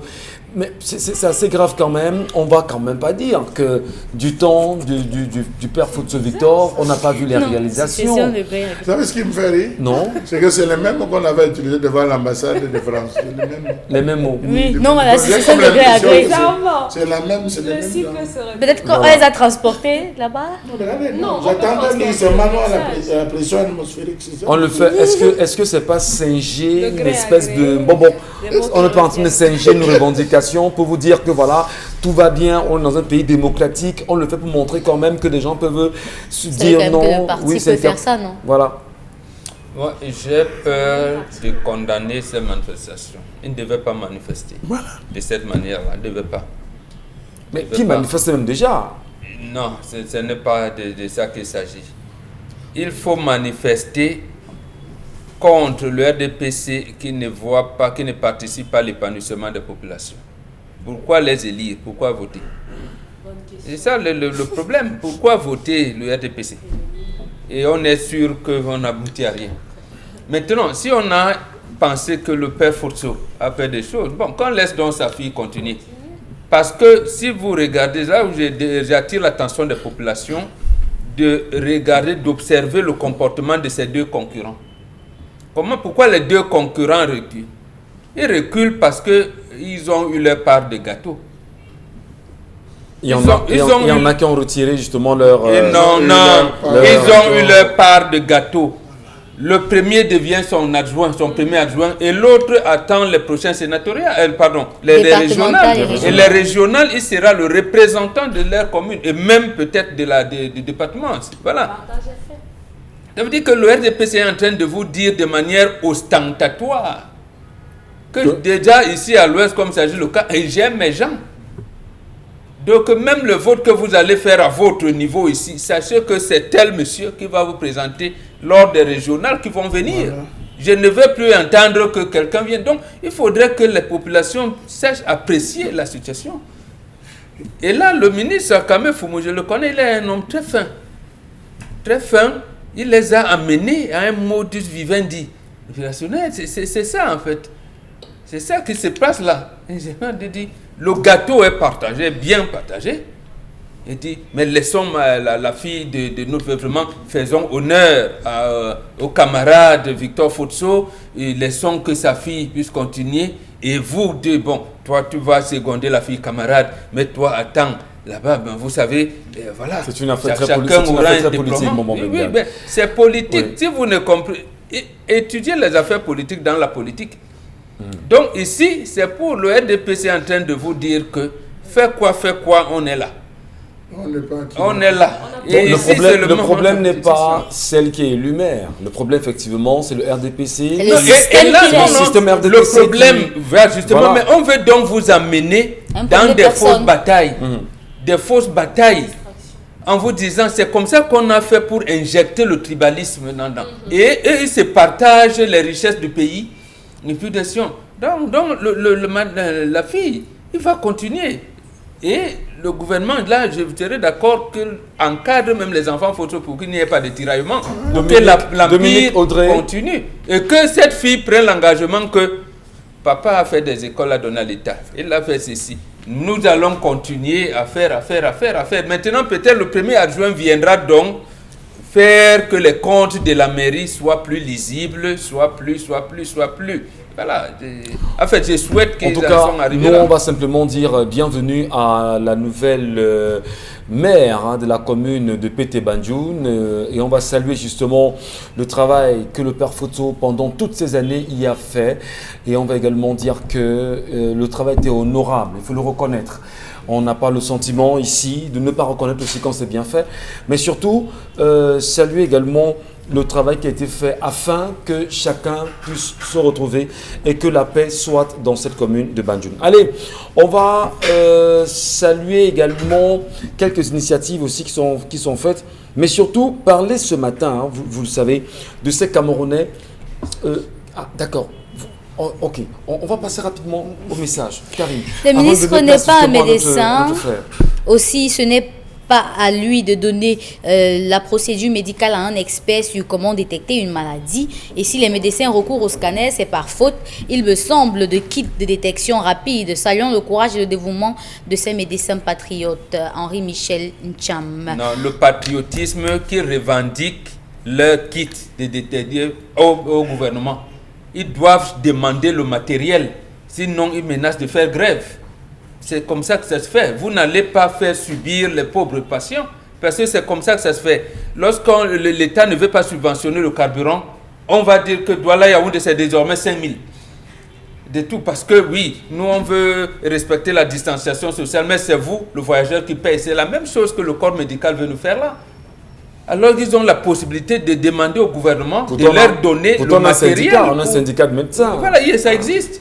Il y a un syndicat de médecins privés, il y a un syndicat de médecins en général, donc ils doivent revendiquer. Les messages. J'affirme ce que le coordonnateur du plateau a dit. À l'école primaire, on nous a parlé de 475 000 km². Plus tard, en troisième, plus loin encore, les données ont changé avec une augmentation de 442. Aujourd'hui, on nous parle de 4060 475 442 km². Et Thomas nous dit que la superficie du pays a évolué, tient sans doute de la presqu'île Bakassi qui est devenue camerounaise. Un autre Bakassi message. était là en 72. Voilà. Il faut dire que la véritable superficie du Cameroun avant le partage était de 750 000 km². Voilà. C'est ça la vraie superficie du Cameroun, 750 000 km². Donc on a commencé à portionner à la limite, ça fait. À gauche et à droite. Merci à vous, monsieur et dames. Allez, on va rapidement aller retrouver sur le plateau B ce matin Consti Lamine, communicateur du magasin Sorepco ce matin. Il nous retrouve. Bonjour Consti Lamine. Alors bonjour Michel Ngachou, bonjour à toute l'équipe de cette émission très regardée de par le monde. Et surtout un bonjour particulier à tous les clients des magasins Sorepco. Un bonjour particulier à tout le personnel des magasins Sorepco. Ce personnel qui se met à fond pour offrir bien entendu des services de qualité à sa clientèle. Alors ce matin, je viens encore en tant que le communicateur des magasins Sorepco pour attirer l'attention de tous les téléspectateurs. Vous savez très bien que ça fait pratiquement plusieurs mois que les magasins Sorepco sont en pleine promotion et je rappelle à tous nos téléspectateurs que la promotion des congélateurs, la promotion des réfrigérateurs, la promotion bien entendu, il faut le rappeler chers téléspectateurs, des cuisinières, la promotion des salons en cuir est toujours en cours dans tous les magasins Sorepco et surtout pour ceux qui ont besoin des carreaux de qualité, rendez-vous dans les magasins Sorepco. Mais pour ce qui est de ce mardi matin, il est question de parler sécurité routière. Il est question de parler d'une marque mondialement reconnue. C'est bel et bien la marque Rothschild. Ah ben oui, rien qu'entendre son nom, on a envie bien sûr d'aller dans les magasins Sorepco et d'obtenir cette marque mondialement reconnue. Rothschild, c'est bien entendu des pneus de qualité supérieure. Alors vous êtes bien sûr nombreux à avoir besoin de ces pneus et en tant que le communicateur des magasins Sorepco, j'attire l'attention de tous les téléspectateurs. Vous avez un véhicule, vous avez bien sûr, quelle que soit la marque de véhicule, allez dans les magasins Sorepco, achetez des pneus de qualité supérieure, des pneus durables, des pneus d'origine à des prix vraiment dérisoires. Acheter un pneu c'est bien, mais acheter un pneu neuf c'est encore mieux. Et où l'avoir? C'est dans les magasins Sorepco. Et quelle est la marque que vous devriez acheter de ce côté-là? C'est la marque Rothschild, la marque que vous retrouverez en exclusivité dans tous les magasins Sorepco. Alors, parlons bien sûr des avantages. Ces pneus Rothschild présentent plusieurs avantages. Déjà, ces pneus Rothschild sont adaptés pour tout type de route. Oui, quelle que soit la route, les pneus Rothschild sont adaptés pour toutes les routes. Oui, nos amis revendeurs de pneus, nos amis garagistes, nos amis mécaniciens, je vous conseille bien entendu les pneus Rothschild qui sont en pleine promotion dans tous les magasins Sorepco, que ce soit à Yaoundé, à Garoua, bien sûr à Bertois, à Saint-Méliman, à Bafoussam. C'est la grande promotion dans tous les magasins Sorepco. Nous allons tout de suite commencer par la première vente de ce matin. Et cette vente, c'est bien sûr avec un pneu, bien entendu, à 48 000 francs. Regardez bien sûr la présentation physique de ce pneu. Regardez bien sûr la référence. Vous l'avez à 48 000 francs. C'est des pneus pour des voitures de tourisme. Bien entendu, la première vente de ce matin, c'est ce pneu 235 600, bien entendu 600, c'est-à-dire 600 R17, 65 R17. Vous l'avez à 48 000 francs dans tous les magasins Sorepco. C'est neuf, c'est dans son emballage, c'est avec garantie. C'est l'occasion plus que jamais d'acheter ce pneu 235 65 R17. Vous l'avez à 48 000 francs dans tous les magasins Sorepco. Les numéros de téléphone, vous les avez. À côté, bien sûr, de ce pneu, il y a également une autre référence encore plus élevée. Ah ben oui, oh là là là là là là. Pour les pick-up, pour les RAV4, oh là là là là là là. 56 000. Un pneu 245 65 R17. Vous l'avez à 56 000 francs dans tous les magasins Sorepco du Cameroun. À côté bien sûr de ce pneu, on part également du plus petit, du moyen au plus grand. À combien, chers téléspectateurs? Regardez bien sûr le prix, regardez la référence, 60 800 francs pour un pneu bien entendu 275 65 R17. Vous l'avez à 60 800 francs dans tous les magasins Sorepco. Mototenye Sengalemba Tatan. Et n'est pas ça Bepanda, et n'est pas ça Bomono, et n'est pas ça, c'est-à-dire Daido. Allant au magasin Sorepco. Oben Mutuwa Mongo, Wanga Wengi Sane Mabao. Et ben jana Sorepco, tete na ponda, baben mabama bouham. Babamena me penya, ouais. Donc motote ala au Sorepco. Any man must buy Itaya. Any man must buy fine tire and must go for that stuff for Sorepco. Because Sorepco, they for make some big promotion. Just call just now and go for Sorepco. Les numéros de téléphone, vous les avez pour des commandes, pour des renseignements. Et j'attire l'attention de tous les téléspectateurs. La promotion dans les magasins Sorepco est bel et bien en cours et se poursuit tous les jours de lundi à samedi dans tous les magasins Sorepco du Cameroun. Merci beaucoup et rendez-vous dans les magasins Sorepco pour acheter les pneus à partir de 48 000 francs. On appelle ça en anglais Taya. Merci beaucoup. Consti Lamine, merci infiniment pour cette séquence de vente, communicateur des magasins Sorepco, merci beaucoup. Allez, de retour sur le plateau avec vous, madame, monsieur. Carrie Santia, vous ne voulez pas nous laisser partir comme ça. Vous nous dites quand même qu'il y a des messages qu'on a reçus et il faudrait bien sûr honorer ces téléspectateurs. Oui, par rapport à l'histoire du jour notamment, franchement, je pense qu'il faut institutionnaliser l'apprentissage au mariage et créer une école dédiée à cela dans ce pays. Il y a tellement de personnes qui en ont besoin. Comment une femme peut rentrer en conflit avec un membre de sa belle famille, fou soit-il, sans que son mari soit au courant? C'est franchement puéril. Cette femme ne sait pas ce qu'elle veut dans ce mariage. Elle pouvait voir le fou là comme une sorte d'épreuve à surmonter pour consolider son mariage. Et croyez-moi, quand une femme parvient à gérer ce genre de beau-frère nuisible, elle gagne beaucoup auprès de son mari en particulier et dans sa belle famille en général. Elle a manqué de tact et diplomatie comme plusieurs autres occidentalisés de son espèce et c'est dommage. Donc, une école de mariage, c'est intéressant, bon, Bengan, Charles Bachou. Sauf que les filles d'aujourd'hui disent que nos mamans étaient dans l'esclavagisme. C'est ça que l'on dit. C'est ça, l'école, c'est très important. Vous savez, au lieu, je vais ajouter peut-être de l'eau au moulin de Bombok, au lieu d'apprendre le sens du mariage à la jeune fille, on lui apprend plutôt l'école, le chemin de l'école. Au lieu de lui apprendre à affronter les obstacles du mariage et de la vie, on lui apprend que l'argent commande tout et gère tout. Au lieu de lui apprendre à savoir supporter, on apprend à la jeune fille que si ça ne va pas, tu rentres chez tes parents. Merci. Tu viens, l'homme ne va rien te donner comme avis. Donc voilà, au lieu d'apprendre à la jeune fille à savoir s'occuper de son foyer, on lui a appris comment manipuler WhatsApp, Messenger, faire des selfies et tout. Donc voilà là où le mariage, ce que le mariage est devenu. Il faut véritablement qu'on revienne à l'essence. Les gens vont dire, vous qui parlez à l'antenne, est-ce que c'est ce que vous faites avec vos propres enfants? Ici, là, il est question de donner une éducation, pas de comparer. Et c'est ça le principe des occidentalisés. Toi qui viens dire là, est-ce que chez toi c'est pareil? Moi, j'ai dit oui, qu'il fasse des enquêtes. Donc, voilà. Le mariage est un sac qui contient 99 serpents et une anguille. Après avoir récusé cette définition d'un autre temps, nous y opposons celle-ci. Le mariage est une institution divine basée sur l'amour et conçue pour le bonheur des deux conjoints. Marielle, le mariage n'est ni une croix ni un chemin de croix. Si l'Occident a défini la famille nucléaire comme constituée du père, de la mère et des enfants, c'est justement pour qu'on ne soit pas confronté à ce type de problème insoluble. Il faut que tu uses de tous tes artifices de femme pour convaincre ton mari de faire partie cet homme acribi pour qu'il s'auto-responsabilise. Henri Michel dit que tous les serpents ne sont pas venimeux. Ouais. Dans 99 serpents, ce n'est pas tous les serpents. Il y a des serpents qui aident dans la médecine. Comme le boa n'est pas venimeux.